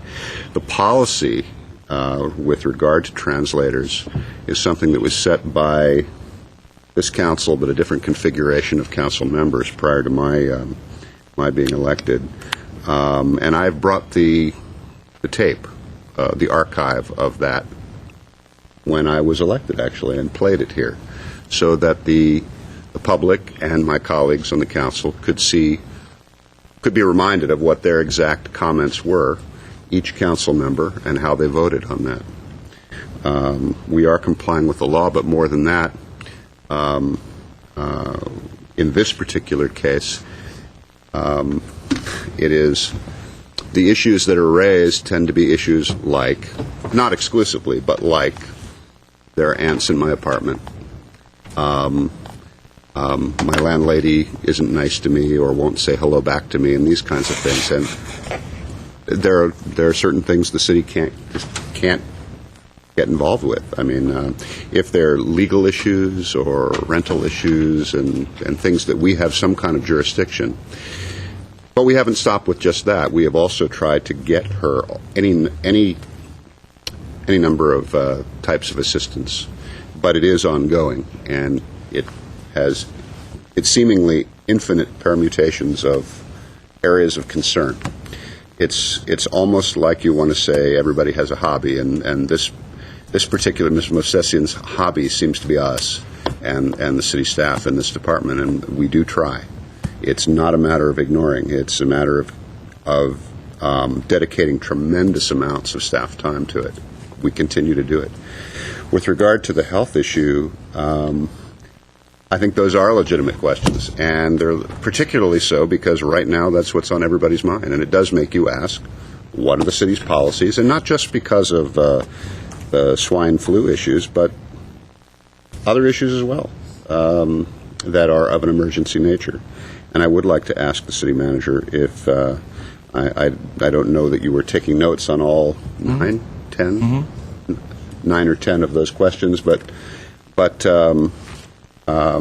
some of them I know you can answer now, so let me ask you if you would respond to some of them. Frankly, before you do, for the record, and I think Mr. Kasakian noted it, Mr. Weaver has left the building. Okay. Go ahead, Mr. Tarver. Mr. Mayor, Mr. Draymond, with respect to the questions that Mr. Sarkisian was running through, I was noting in my mind the answer to each and every one of those would be yes.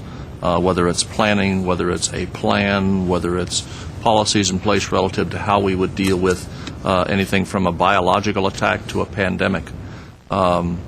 First and foremost is that Glendale, a number of years ago, shortly after September 11 incident, was qualified to become what's called a Metropolitan Medical Response Agency. that's under the Metropolitan Medical Response System. It is a system that was established following September 11, where the largest cities in the United States could become certified. And once certified, and the certification required that you have documented plans, policies, training procedures in place that unifies and coordinates through an integrated system all of the agencies that would be needed to respond to, in particular, a terrorist or a biological attack. You might recall the training at the Nestle's building a number of years ago that was really multi-agency here in Glendale responding to a biological training exercise. You might recall just about a year and a half ago the exercise we undertook at the Civic Auditorium where we practiced inoculating 10,000 people.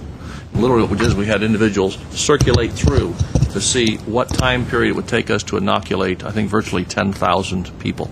That's the kind of training we've undertaken. That's the kind of advantage we have here in Glendale because we are a certified Metropolitan Medical Response Agency. There are only a handful of them in Southern California. Glendale's one, City of Los Angeles is one.